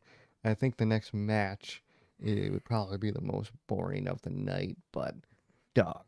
This is Will Ospreay we're talking about. One of the best people they got, not only in the ring, but on the mic and backstage. He's genuine talent through and through. This is what everybody should be in this company is a Will Ospreay, in terms of like attitude and all that, man.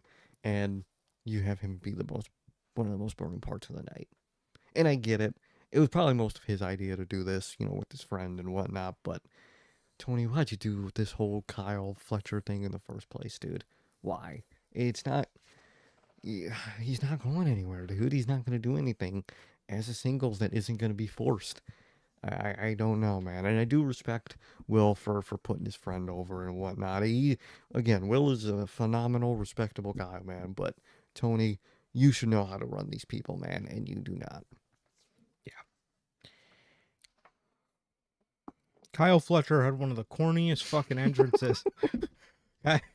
Kyle Fletcher had one of the most corniest fucking entrances I've ever seen in my entire life. The lights go out, and they got this fucking goof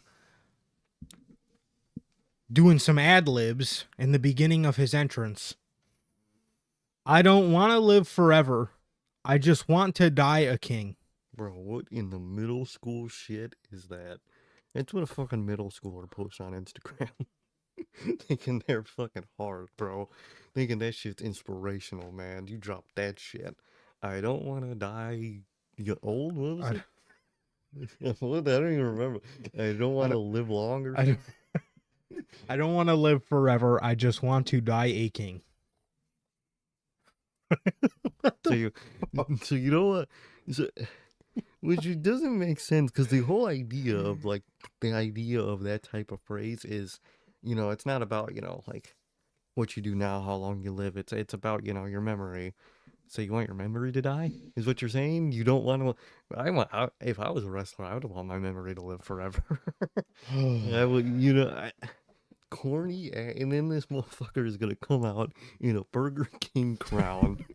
He got that shit from fucking Party City, bro. Dude, that's what fucking chicks in high school would go show up on their birthday. They would have the thing around them that would be like happy birthday, and they wear their fucking little crown like a mat. That's what he just got out there and did. He came out there like a goddamn diva, and for their birthday. Come on, bro. Come on.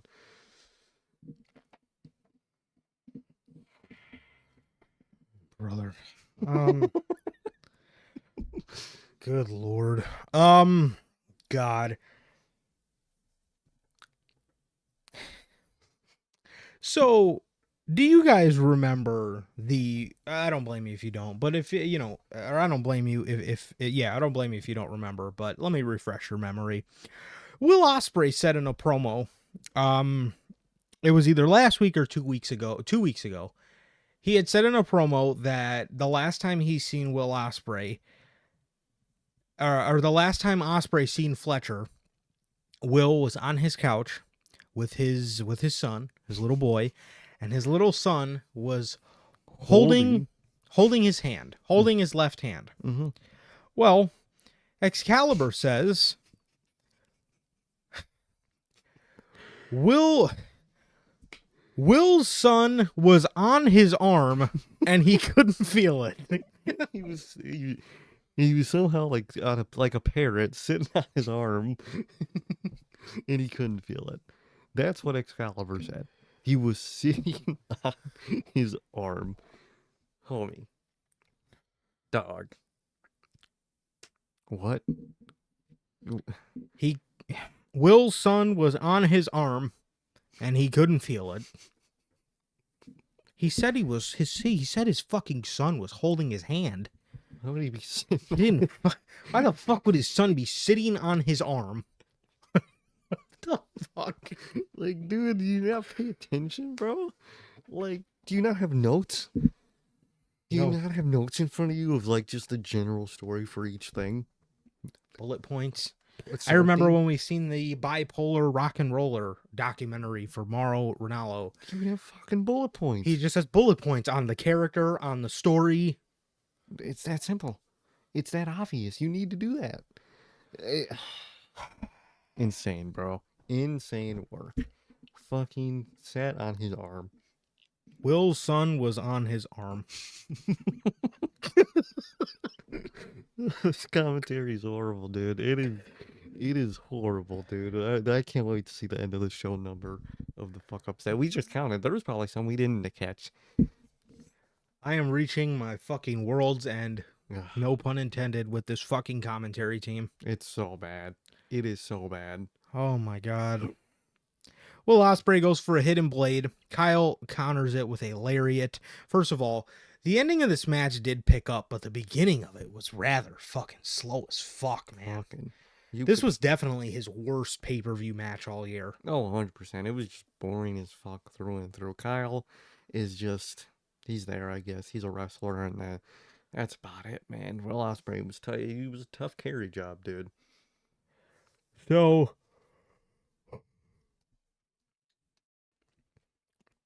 he goes for a hidden blade. Kyle counters it with a lariat.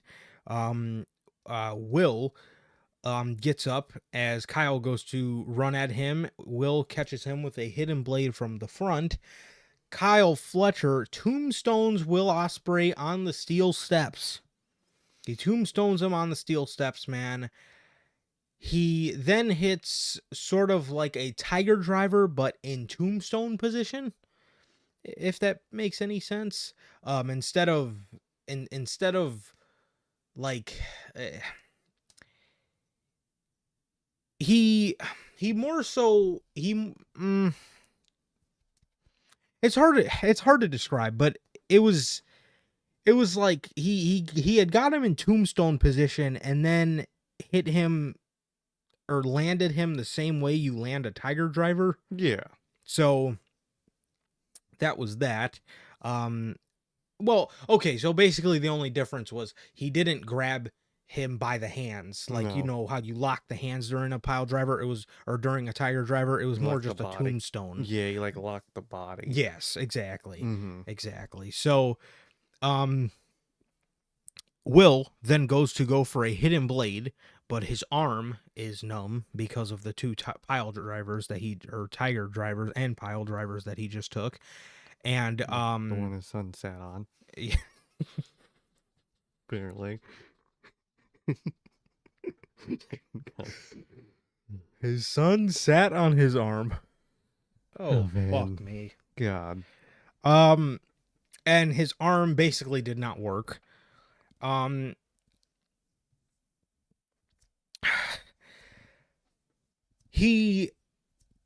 Fletcher then hits Will Ospreay with a turnbuckle brainbuster to put away Will Ospreay for the 1, 2, 3. So you mean to tell me the two back-to-back pile drivers, the tombstone tiger driver, and then the tombstone on the stairs didn't put Ospreay away, but a turnbuckle brainbuster did? I mean, the turnbuckle brainbuster is a devastating move, but how the fuck did two back-to-back pile drivers not put him away? And he's been having neck problems. That old AEW, man. Just gotta drop people on their neck and be fine. They're really showing us how prestigious the pile driver is, similar to how Randy Orton and Kevin Owens are doing. Oh yeah, dude. They're just, Orton and Owens, they're giving each other fucking Canadian destroyers every fucking week. Oh yeah, man, and it's just that's how you do it, man. You just do the same. You just do a devastating move like it's nothing, and people react like it's nothing. Great. After the match, Davis comes out to help up Will Ospreay. I really thought he was going to turn on him, so I'm kind of happy he did not. But Will Ospreay lost. Will Ospreay lost. He put his boy over, and his boy is probably going to go on to do nothing. Exactly. And I don't understand why they're doing all this for Kyle Fletcher, yet nothing in return for Mark Davis. Literally, I don't get it, because all this is going to lead to is a random Dynamite match with Mark Davis and Kyle Fletcher. Kyle Fletcher's going to beat him, and then probably never see any of them again. It's insane work, dude. Yep. So yeah, I mean the match was all right. The match was all right, man. I did think it took a while to pick up. The ending was a good sequence. made somewhat sense. Or at least I like the psychology of Will not being able to hit the hidden blade because of the pile drivers made his arm go numb. Mm-hmm. And yeah, so I like that, man. But overall, man, yeah, this was definitely Osprey's weakest pay-per-view match of the year, in my opinion. I would say it was definitely his weakest of the year, and one of just the most boring matches of the night, dude. And that's sad to say for Osprey, because you have Will Osprey, and this is what you did with him, man. So hopefully at World's End it's something a little more important. Yes. Speaking of something important or lack thereof, the Mariah May Champagne Championship celebration. The fucking 2 minute segment. This could have easily been a nice 10-minute segment on a Dynamite show that fucking needed it. Mm-hmm. You know. It was a meaningless 2-minute segment that, again, accomplished nothing. No. Yet you could have gave this time to breathe, and you could have had this be something nice on an episode of Dynamite. Yet you trotted them out here to do a 2-minute segment that, again, rushed as fuck. Yeah, super rushed, felt super rushed. Mariah was out there. Mina introduced her. Mariah then thanked Mina for being there. She said it was time to party. They were dancing on the stage. Mariah grabs a bottle to smash over Mina's head. Mina turns around right before she does it. She kicks the bottle out of Mariah's hand, and the bottle goes flying and breaks, and she spears her off the stage through a table, one of which did not break. Bounced off the first table, went through the second one. And just a rushed act segment. Like you said, this could have been a Dynamite segment. You took the time. You could have them talk for a while. And, with the vibe they did at least at one point with Mariah May, could have done it again, where she's thanking Mina. She's, loving her, just praising her, saying all this, all that. And after all that, she breaks the bottle over her head and beats her. That'd been great. It'd been a great Dynamite segment to build up to a match and would have made Mariah look cool again. And no, you don't do any of that. You do a 2-minute segment, rush everything, and get them out the way. But your women's division is so built up and important, and you treat it so well that it gets a 2-minute rush segment on the show. Come on, guys. Come on. Yeah, yeah, so that was that. There was really nothing too much. And again, I would have really liked for the Mariah May turn on Mina Shirakawa to be a little more meaningful. Mm-hmm. And again, it was a rushed 2-minute segment that, again, could have been saved for, I don't know, man. I think they got a Dynamite coming up in the Hammerstein Ballroom, or they have another Dynamite coming up in Chicago that they can't sell tickets for. Maybe this would have, I don't know, added a little bit of intrigue to it, because clearly Jericho versus ECE isn't selling the big ticket. So I don't know. That could have probably used that. Yeah. But no. Yeah. Exactly. Just rush through it and call it a day. Yep. Oh, man. The TNT Championship.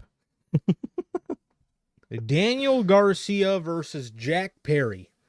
Daniel Garcia comes out in the most generic attire and Restore the Feeling shirt. Who put that on there, man? Really? And then Jack Perry comes out wearing that stupid fucking goat mask, dude.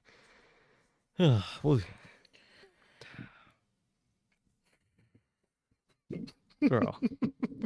What are you doing, bro? What the fuck, dude? How the fuck does he wear that man? thing, dude? I hate the dude. It's so stupid.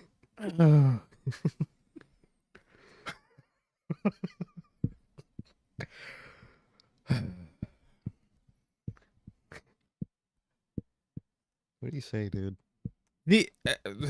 I'm at a loss. I'm at a fucking loss for words, bro. This match was so boring. The match started with heavy Jack Perry offense. He power bombed Daniel Garcia through the timekeeper table. Daniel Garcia was rallying a comeback, jumped in the ring, beat the 10 count. Perry continued offense. Daniel Garcia would then end up getting some offense back in the match. Jack Perry would get to the point where he would go to the outside, grab the TNT championship, and hand it to Garcia and sacrifice himself to Garcia. And he would drop to his knees. Garcia would go to run at him with the title, and he would then not hit him and just run and hand it to the ref. The ref would turn around to put it away. Perry would low blow Daniel Garcia. A little bit later, when Garcia would pick back up offense, Garcia hit Perry with a pile driver.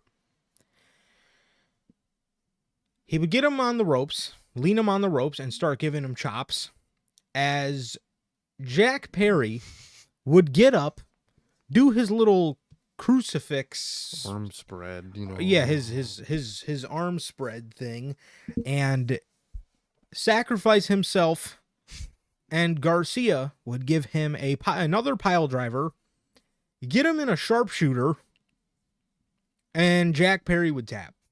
Bro was watching, what was that, the 2020 Survivor Series where Seth Rollins sacrificed himself? Yeah. Bro thinks he's the Messiah. He thinks he's the Joker. Every fucking week this man would be talking about everybody has a code. You have to sacrifice yourself in this life to be worshipped in the next. He's telling Daniel Garcia, you say you're different, but you're just like me.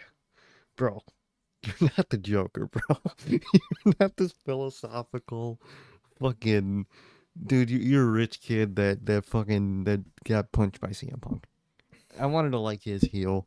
It didn't work out, bro. You killed yourself with all this weird goat stuff and fucking thinking you're the Joker, trying to be all philosophical and shit, bro. You ain't like that. And they fucking could have worked, bro, but they don't make him believable. No. They never made him believe. They always made him look terrible through and through. Every time he would get bitched, Daniel Garcia would be manhandling this man. Everybody would be manhandling this man. He would lose. They would make him look like an idiot. It's bad. They treat him horribly, and then he's out here being all philosophical, thinking he's something. Just everyone's got a code, and like, bro, what are you talking about? If I was Daniel Garcia, that's what I would have said. Bro, what are you talking about? I don't know what the fuck you're talking about. What the fuck you're talking about? Like, what are you talking about here? Everyone's got a code. Oh, no, brother. Shut up, dude. You're a dork. And I wanted to like his TNT title reign, and it just was, the AEW made it nothing, dude. And classic AEW fans are blaming it on Jack. Oh, one of the worst TNT title reigns. This is what happened when you put Jack Perry, blah, blah, blah. Blaming it on the guy, of course, not blaming it on Tony Khan. Is Tony Khan going to do anything with Daniel Garcia as TNT champ either? Probably not. No. He's going to wave around that AEW flag he stole from that fan, and that's all he's going to do. Oh, we're the best wrestler. I'm restoring the feeling because I'm young, and I finally won something here. And this is probably the peak of my AEW career. Yep, and they're going to rah-rah. They're going to build the company around me, and I'm going to continue to live a pipe dream that fucking Tony Khan doesn't give a fuck about, and Tony Khan himself's not even on board with. No. And he's going to... Yeah, he's going to continue to do nothing. And it's funny you say that people are already blaming Jack Perry for his heel run, which, look-wise, bro, this is, I would say my favorite look for Jack Perry. Oh, fuck. He looks phenomenal. He does, and they fail to make him legit. They fail to make him believable. They fail to play to his strengths. Mm-hmm. They fail to play to his strengths, man. And his just weird promo delivery and just his weird just aura about him. He would always like laugh when people would actually like beat him up and shit. Like first of all, if you ever seen like real people fight, the one that's probably laughing is the one actually getting their ass beat because they have like no way of mentally coping with the fact that they're getting their ass beat, so they just try to like laugh it off. So that's all I would think about anytime he would laugh, and it just looked horrible. It's just weird. He didn't come off as genuine like psychotic. I don't know if he was trying to come off as, or creepy or eerie. I don't know what he was trying to do. Didn't work out, man. So feel like this was a sacrifice from the elite, from him to like the elite, because we'll talk about it later. We know what's going to happen with the elite and when they're going to come back and whatnot. So I feel like this is going to be like this, trying to be like a jab to the elite, but he just made himself look bad. It's a whole bunch of bad storytelling from Tony Khan.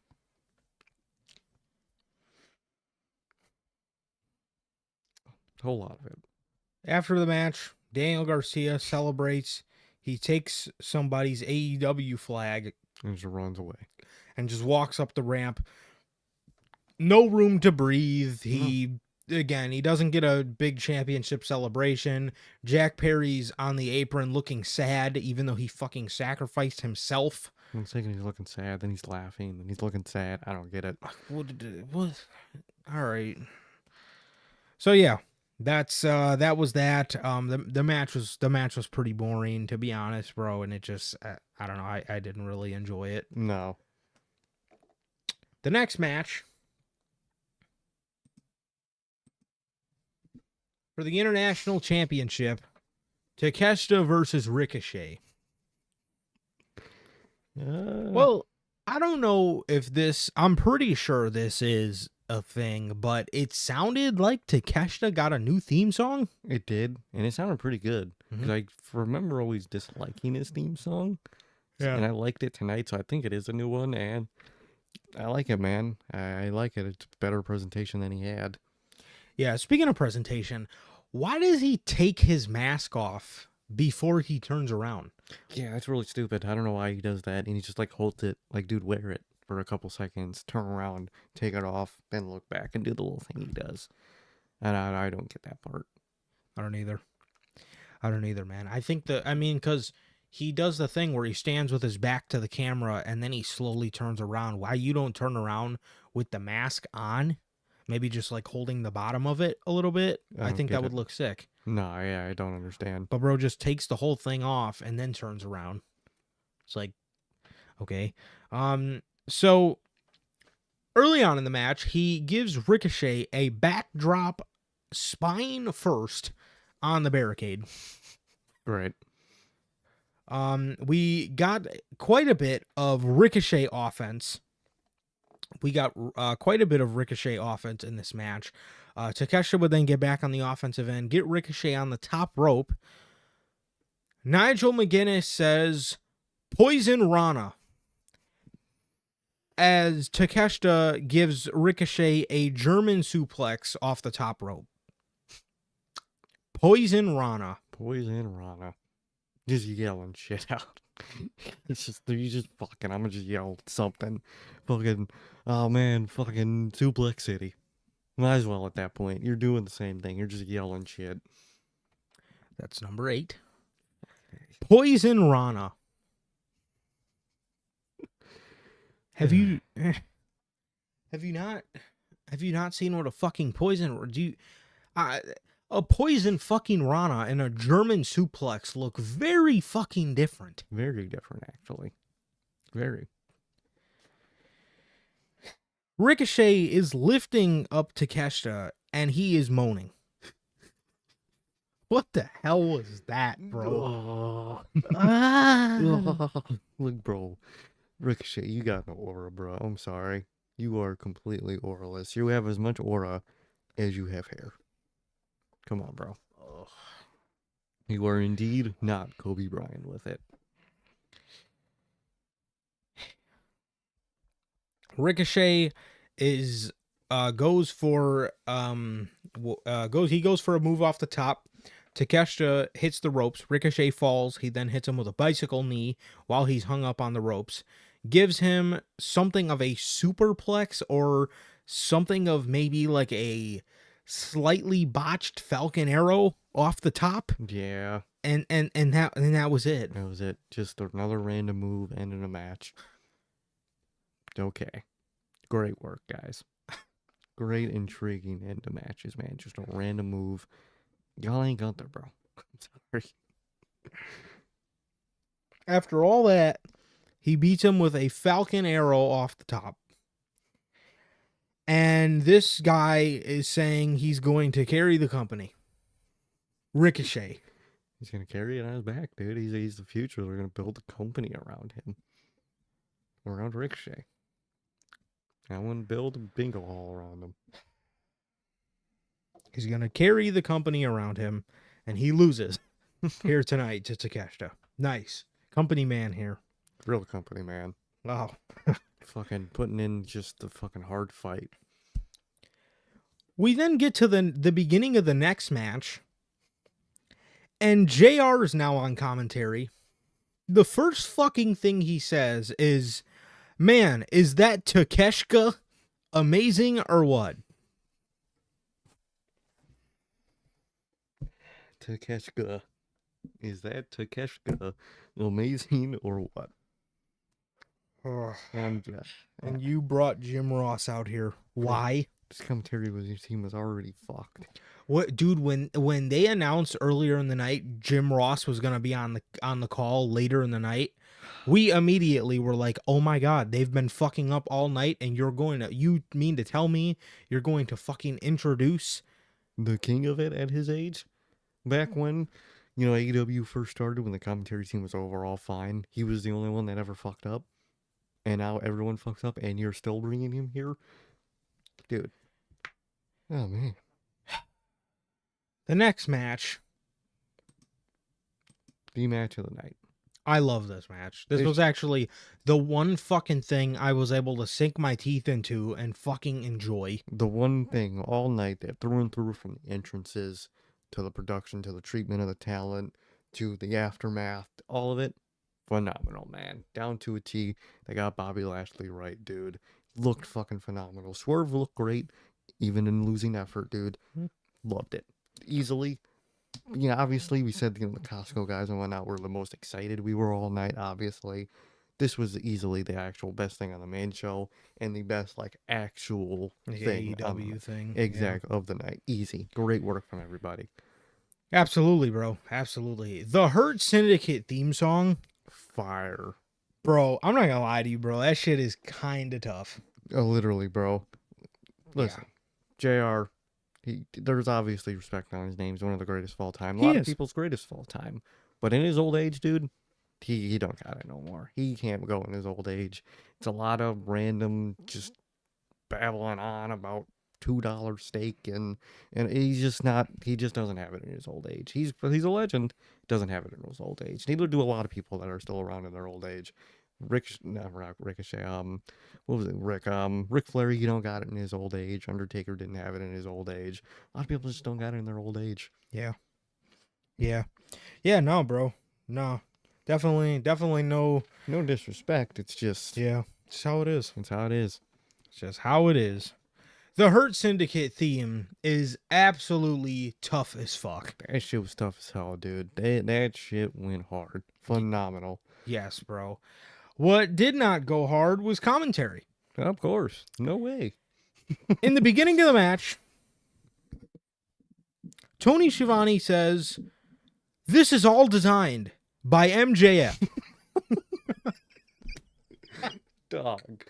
You can't.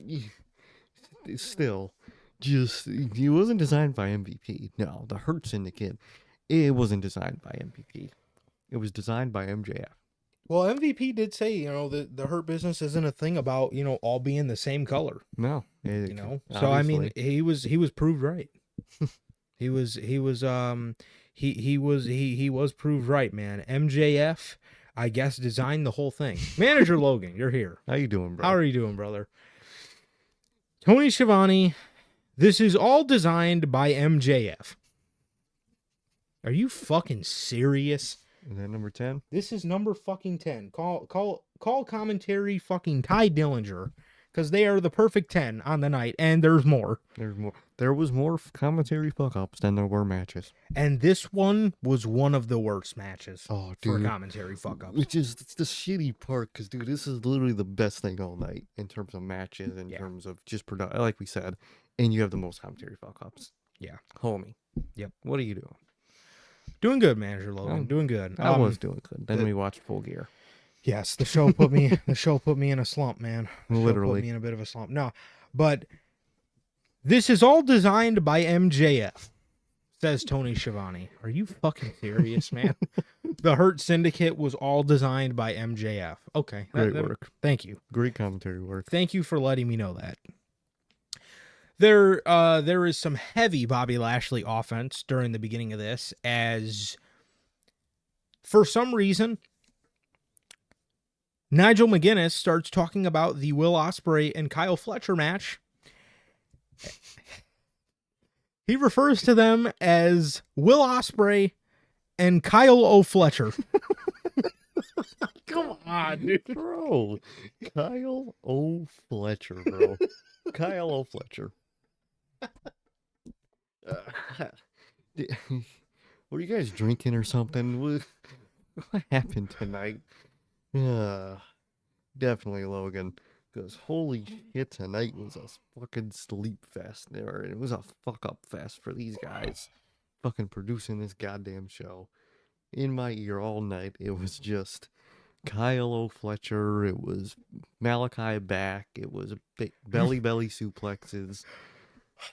Horrible night for dude. It was all designed by MJF. What? Bro. Will Ospreay and Kyle O'Fletcher. Kyle O'Fletcher, dude. Like, how? How are you doing this nonstop?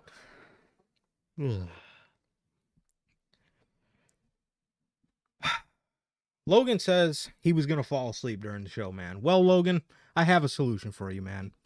W Energy, the official sponsor of NHP. W Energy is an energy drink loaded with vitamins and nootropics, formulated for anyone trying to improve their focus without the jitters, man. Boy, you'll need it.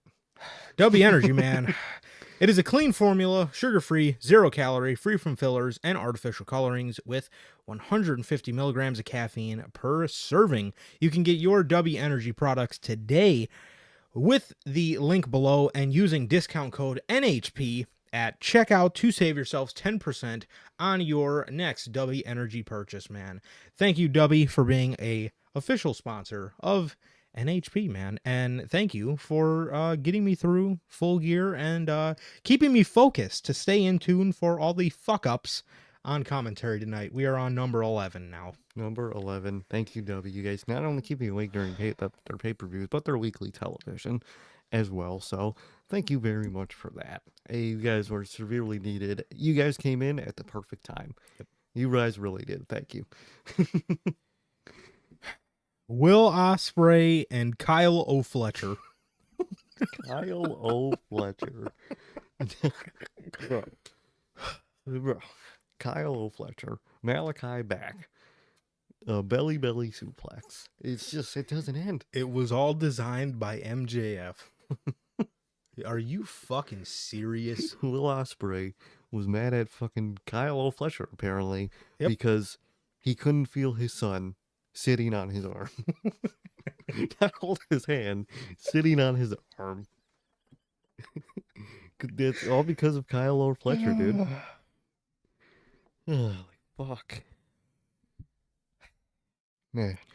Swerve proceeds to take Bobby Lashley's head and bang it up against the steel steps that were placed on the outside of the ring. We then got an apron DDT, which Bobby almost went straight on the dome. Man, Bobby is close. Dude, this match right here really goes to show, and I hate that we're gonna spend most of this match laughing over commentary fuck-ups, because the ones in this match were so bad. They were really bad. It was ridiculously out of hand. But bro, oh man. Bobby is so good. Bobby's so good, and this is one of the best Bobby Lashley matches we've seen in a while, because the way he sold for Swerve, as well as the way Swerve sold for him and made him look like a fucking brooding monster, Phenomenal. amazing. Great work from the both of them. Bobby, phenomenal, obviously in his offense, but in his selling too. Yes. He's phenomenal at it, dude. He can make anyone look great. And Swerve obviously did phenomenal too. Swerve's great. He can kick hard. He could hit hard. And Bobby was selling the fuck out of it, dude. It was a great fucking chemistry between these two, dude. Great match.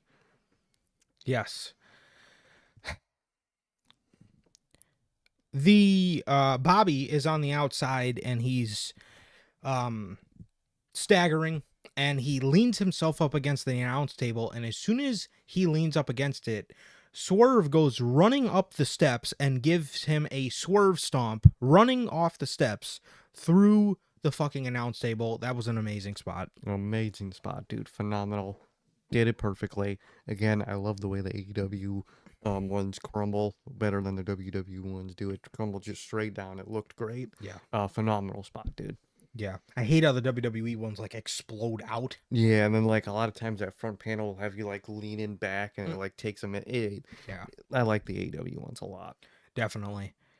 And of course, Tony Schiavone had to fucking fucked it up. The table went snap snap. Dog. The table went snap snap. Are you rapping, bro? What are you doing, bro? The table went snap snap. It did. It did indeed snap snap. And commentary snap snapped all my hope for this company away. You click it again, dude. Add it to the list, dude. Add it to the list. What is that? 12? This is number fucking 12. 12. 12. Did I add Kyle O'Fletcher? I think you did. Okay. Yeah. Swerve gets Lashley in the ring, gives him another swerve stomp. Lashley kicks out. Tony Schiavone says, that swerve schwamp is dangerous. Number 13, dude. Because the swerve schwamp. The swerve schwamp is dangerous. But I didn't know he's Bray Wyatt. I didn't know he was living in a swamp, dude. The swerve swamp. Oh, dude. Oh my god. I don't know, dude. I don't know how they just get that bad. How does commentary get that bad, dude? I don't get it. I really don't get it. Oh, this is fucking egregious. They're on the outside, man, after all this. Swerve then ends up getting speared through the barricade by Bobby Lashley. Bobby pulls him in the ring, puts him in the hurt lock, and Swerve Strickland goes out. You did forget the barricade spot. I just said he speared him through the barricade. Oh, I didn't catch that part. Oh, hell no. My bad. He gets him in the ring after the spear, puts him in the hurt lock, and Swerve goes out. Out like a light, bro. Great. These guys got 13 minutes, yet Daniel Garcia and Jack Perry got 18. This could easily win 18 and be even better than it already was, dude. Yeah, this was great. Phenomenal match. Bobby was sweating. Don't get me wrong. I mean, this man was sweating his ass off. He was, dude. But he looked great, and he performed great. And this is why I love Bobby's addition to AEW, because he's not fucking like the rest of these guys. He's not doing the same thing every week. That fucking Ricochet and all them do the same thing. He's different. He's a powerhouse. He's going to hit hard, and he's going to sell hard. Yep. And I can't wait, dude. I can't wait for all the matchups. I'm excited, dude. I'm excited for his run in AEW, and I really want fucking Tony to use this man right. I really hope he does. He has phenomenal talent. And I didn't talk about it till now, but dude, Bobby's attire, and I know you're gonna talk about Swerve's attire, but for me, Bobby's attire, phenomenal, dude. That gold camo, dude, phenomenal, dude. Probably my favorite attire from Bobby Lashley. He looked amazing. That Bobby Lashley attire was fucking cold. It was cold. But what was also fucking cold was the Swerve Strickland chromacopia inspired attire here tonight, bro. This man came out wearing a mask of his own face, which I don't know why it looked like that. I don't know why he did like a paper mask. I don't know why he didn't do like the plastic face looking mask that Tyler did. Yeah. Because the Chromacopia mask is Tyler's face, but it's straight faced. It's just straight blank face, Just- and it's like a plastic like purge mask essentially of his own straight face. But Swerve's mask was like him showing his fucking grill, and it was like paper, so it was like bent across his face. It was It looked bad. It was like a bad image of his face anyway. Yeah, it was like bro like fucking printed that out in like fucking 144p. Literally. But yeah, it looked weird, but bro, the green attire with the with the gold tassels hanging off of the arm, Phenomenal look. dude, it was incredible, bro. It was incredible, and I'm saying, bro, man, that's a banger album, bro. So I definitely Swerve gets some brownie points from me here tonight, not only for the amazing match that he put on, but also for the Chromacopia inspired attire, man. I thought it looked phenomenal. And to commemorate a fucking phenomenal album, definitely one of the best albums of the year. So Oh yeah, it was. I loved it, bro, and Bobby as well, man. I love the gold. I loved the gold camo attire. I thought that was fucking badass. And again, the Hurt Syndicate song is just phenomenal. that is a banger. It is. It's heat, dude. They gotta upload it as fast as they can. Yeah. So hurry it up, Mikey Suckus. Literally, you're not doing anything else useful, so come on, chop it up. Yeah, bro. But yes, yeah. Swerve appreciates good music, man. He does. Swerve appreciates good music, and yes, amazing fucking attire, bro, to commemorate a fucking incredible album. So Truly. that was that. Honestly, bro, that was my favorite match of the night. Easy. Bobby, again, is not fucking like these guys. Well, And I love him for that. he's fucking different. He's a whole new vibe. And I hope they fucking use the fuck out of him, dude. I really hope they do. Yeah. Yeah, dude. God, if they don't fucking use Bobby Lashley, I swear to God. If they fail Bobby Lashley, dude, oh man. God. Yeah. So Swerve goes out to the Hurt Lock. They pull Nana in the ring after the match. Bobby puts him in a Hurt Lock, and they get out of there, man. So I think we're slowly inching towards more people Helping Swerve. And then I could also see the Hurt Business going for that one more guy. I could definitely see that. And the way like they ended like their segment for tonight is, MVP and Shelton Benjamin just saying, we hurt people right as we leave. Phenomenal, dude. Great fucking send off from that match. Definitely, bro. So yeah, that was that. That was my favorite match of the night outside of the Riz King taking over. Exactly. And The two best things. yeah, I really wish they wouldn't have wasted Bobby Lashley's first match in AEW on Cheeseburger. Yeah. And this would have been his first match in AEW, man, because he looked great. And for the love of God, I can't say it enough. He is fucking different. Different as fuck, and it's gonna be great, dude. It better be great.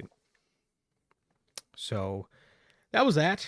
And the main event was an absolute joke. It was a fucking bore fest, dude. I didn't believe it. I didn't believe any of it. I'm sorry. I didn't believe Orange Cassidy. Not in the slightest. No. Not in the fucking slightest, bro. In the vignette to this, they showed the Death Riders battling Daniel Garcia, Private Party. Whatever happened to their inclusion in trying to save AEW? Do they just not care and they're just off doing regular shit now? I guess so. I guess the fact that they're Tony Khan's excuses. Well, they're champions now, so they did it. They proved that, they're part of AEW and they're keeping AEW. It doesn't make sense, but I feel like that would make sense to Tony Khan. Probably. Yeah, there's a lot of wacky shit that makes sense to Tony Khan at this fucking point. A lot. So,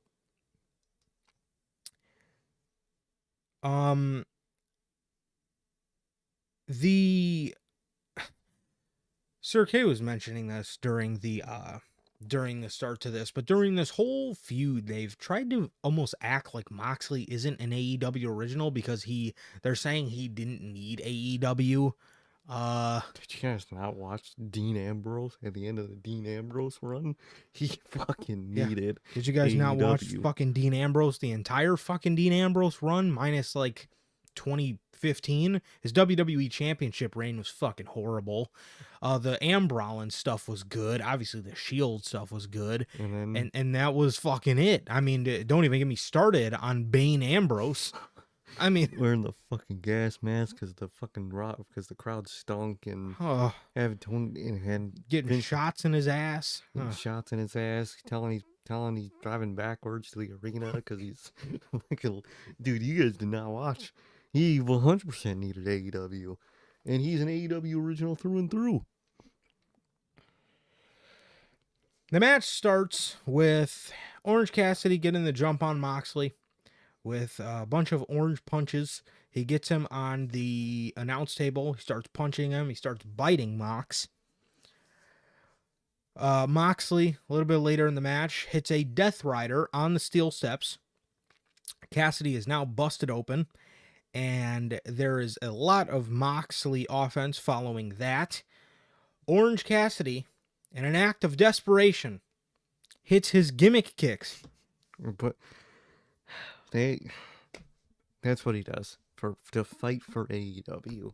He does his gimmick kicks. He puts his hands in his pocket and does his gimmick kicks. Wow, what a fighter for AEW, dude. This is what the roster was fucking talking about this whole time. This guy is the leader, man. The one that's doing his gimmick kicks to literally fight for the most important prize in the company at the most important time to win the prize. He does a gimmick. And I'm supposed to believe him. Come on. You really look like you're trying to save AEW out there, Oh, dude. Mr. Cassidy. Really look like you're trying to save him.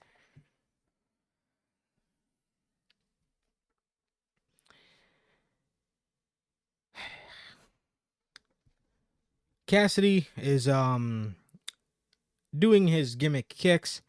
The Death Riders, they come out to intimidate Orange Cassidy. This doesn't last long because the conglomeration comes out for the save. The conglomeration. They come out to help save AEW. Ishii is out there. Rocky fucking Romero is out here to save AEW. And with fucking Ishii. Oh, man. Good Lord. Marina Shafir gets in the ring.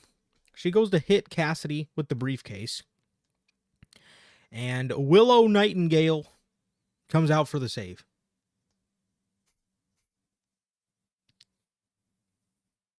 Why? Why? We're going to get a match between those two. Oh, man. Oh, that's what I want to see. Dog. Willow Nightingale comes out to save Orange Cassidy. Why? Because they fought each other when Statlander was a heel and Trent was a heel, and now Stat's a babyface and Trent is gone. Yep. So what? I mean, they haven't had a fucking friendship on screen since that. Literally. It doesn't make sense. She comes out to save AEW with Orange Cassidy. She takes care of Marina Shafir. Cassidy hits Moxley with the briefcase.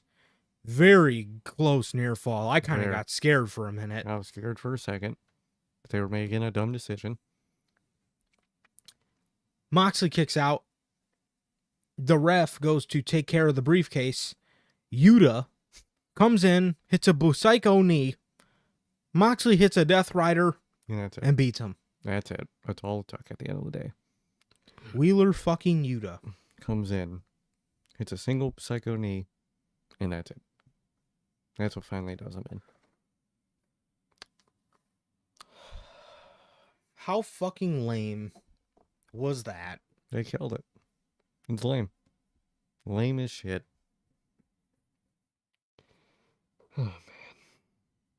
Good lord.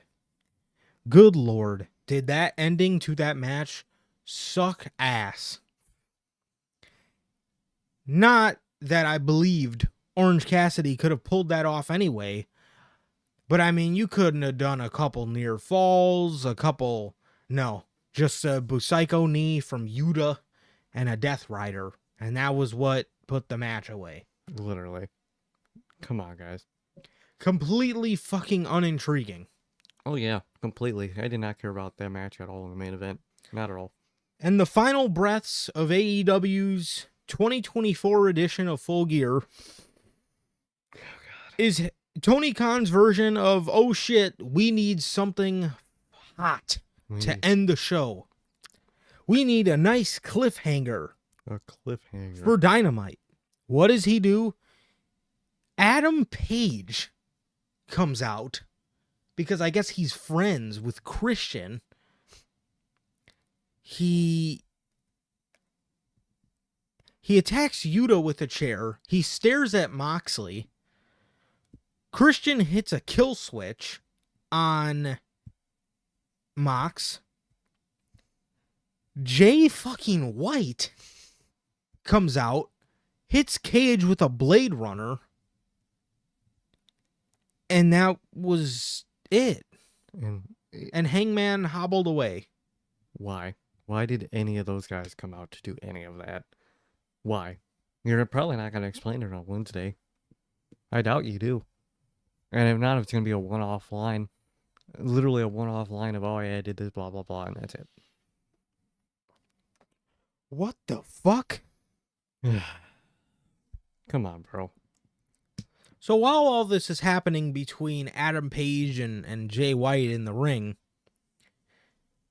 the Death Riders are exiting the arena out to their Escalade, or out to their pickup truck, rather, and a car, a spray-painted up car, smashes into the Escalade, or the pickup truck.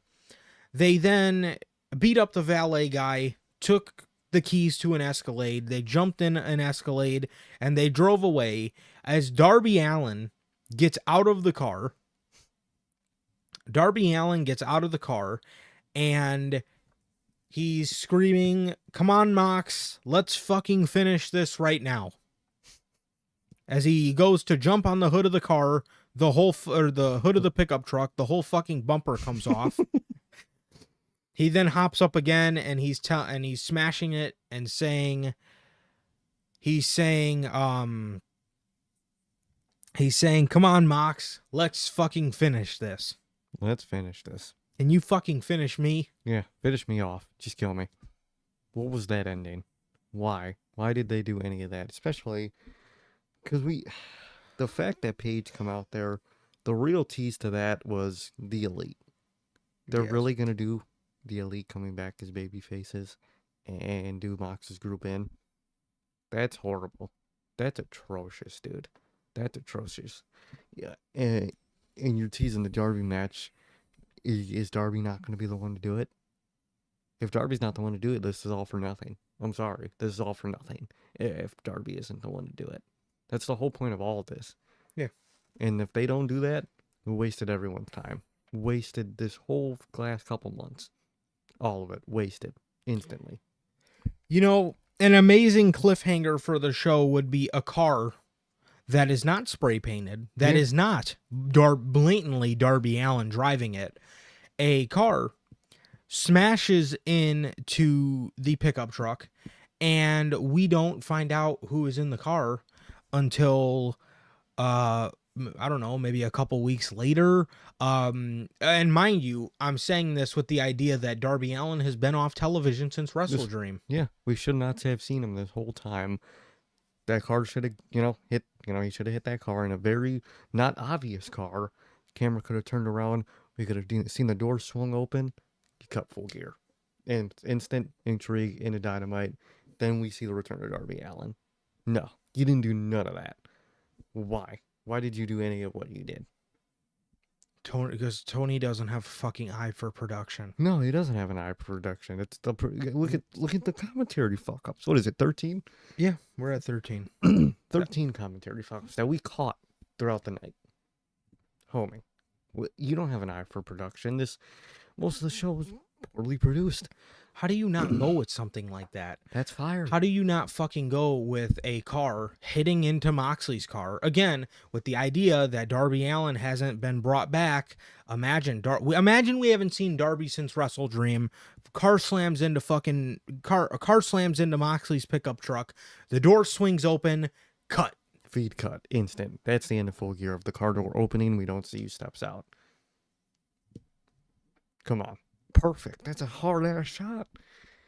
That would get people intrigued for Dynamite. Oh man, who fucking was it? Darby? No way, Darby's back already. Man, who could it be? There, you got your Dynamite poll. This fucking dude just got his ass whooped. Just last week, this week.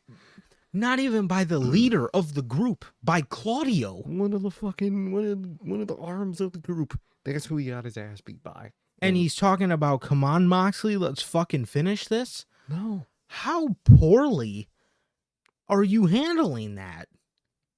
Like, dog, what are you doing here? It's so sad and so unproduced, and it's just so lackluster, dude. You have such fire in your hands, and Tony Khan never knows what to do with it, dude. He never does. He has no fucking idea. No, he don't got a clue. He don't got a damn clue what he's doing. So Darby Allin, I don't know what the fuck they're doing. I don't know if they're fucking setting up Hangman versus Jon Moxley, with the whole Hangman stuff. That's an easy way for the Elite to include themselves back in to the whole thing and team with Hangman. Which at that does Hangman's heel run just get thrown out the window? I wouldn't be shocked if they just did that.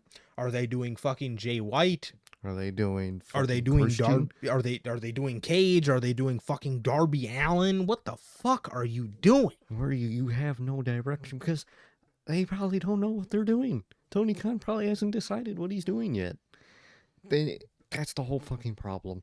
Let me throw every option I got out there at the same time, and I'll pick from there. No, you need clear direction, beginning, middle, end. You need it. You need to know it. What you really need to know is your beginning and your end, and your middle is what you do in the week to week. That's how you do it. And then you don't know any of it. You know what you're doing in the middle. That's all. What are you doing here? Ugh. What a fucking head-scratching, Night.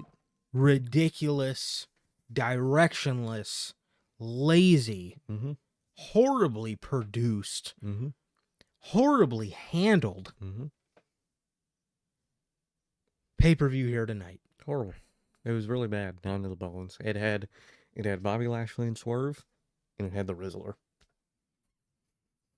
That's what this show had. That was good. Bobby Lashley, Swerve, and the Rizzler. That was the good on the show. Come on, bro. Come on. What are you doing here, man? What in the fuck are you doing here? 13 commentary fuck-ups, and I'm sure that's being nice, because there was probably more I didn't catch. Probably somebody forgot, too. Yeah. Because holy fuck, it was nonstop. Yep. Non-fucking stop. Nonstop all night of just confusing, dumb, and just bad moves. Very bad moves, bro. This Full Gear show was easily probably the worst Full Gear show they've ever put on. I would say. And oh my god, has this company ever looked more fucking directionless? They look horrible, dude. Horrible night. Horrible fucking night. Good god, man. This is the night that's supposed to be good for them too, and that was horrible. This is supposed to be the one fucking time a year, or one of the times. One of the select times out of the year that actually garners excitement for the company. Dog. Come on, man. Dude, I mean, bro, coming out of All In, you had excitement with the Bryan stuff. Coming out of All Out, you had the Moxley turn. You had the Moxley turn against Bryan. You also had the Hangman being hotter than ever. And coming out of Wrestle Dream, bro, you had the end of Bryan Danielson. What is Darby gonna do? Darby was sitting there like a wounded soldier, seeing one of his fucking heroes just have gotten obliterated. Mm-hmm. The Death Riders probably never looked better. Yeah. And now Everyone looks bad. there's no competition. There's no intrigue in the story. No. Everybody involved is being poorly handled right now in some way. Yeah. Nobody looks good. Nobody looks good. Everybody looks bad in some form or way, dude. They treated this horribly, dude. Directionless. I mean, I truly commend John Moxley for trying to put the work in to fix this company, man. But I mean, this may be too far out of his grasp. Yeah, I think it's hopeless, dude. Write out that contract and do what you got to do from there, man. Because I don't think there's fixing this. You can't fix this, dude.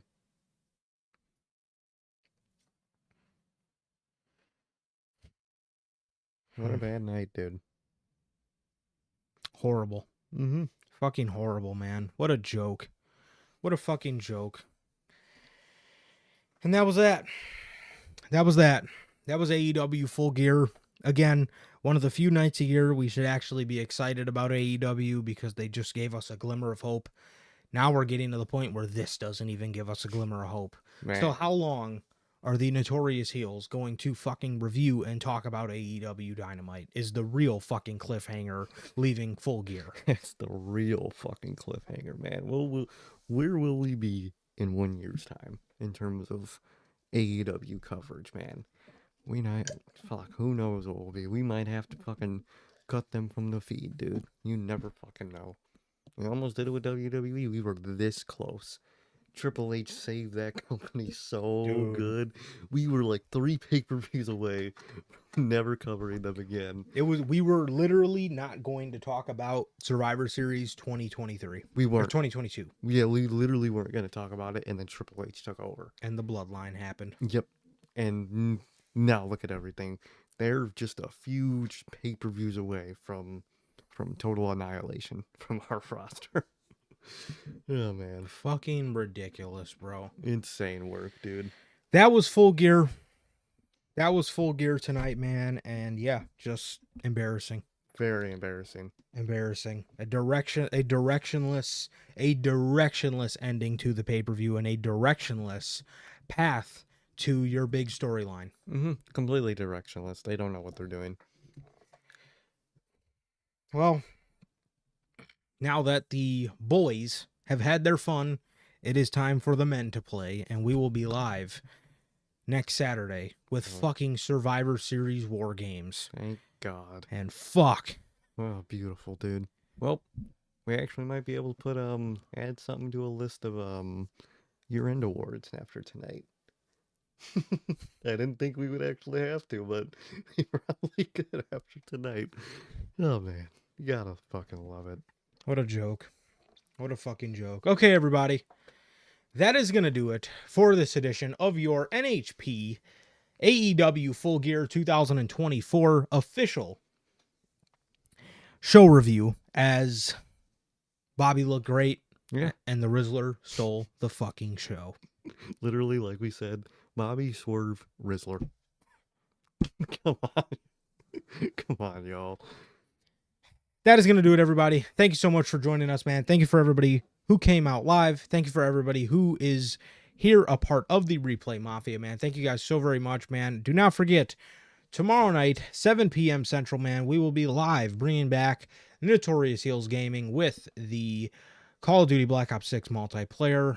At 7 p.m. Central, we will be on here live talking about whatever it is you guys want to talk about, man. So keep that in mind, and thank you guys, as always, for joining us, as, yes, we will be live tomorrow night with NHP Gaming. We are Notorious Heels Gaming, and we will be live Monday with Unscripted, and then we will be live in 7 days, exactly 7 days, with the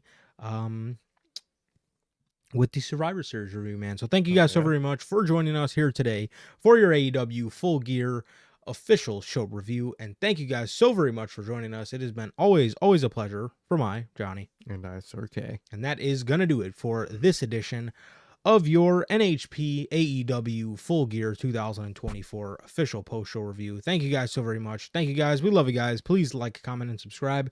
And we will see you guys tomorrow night, 7 p.m. Central, for the return of Notorious Heels Gaming. Peace.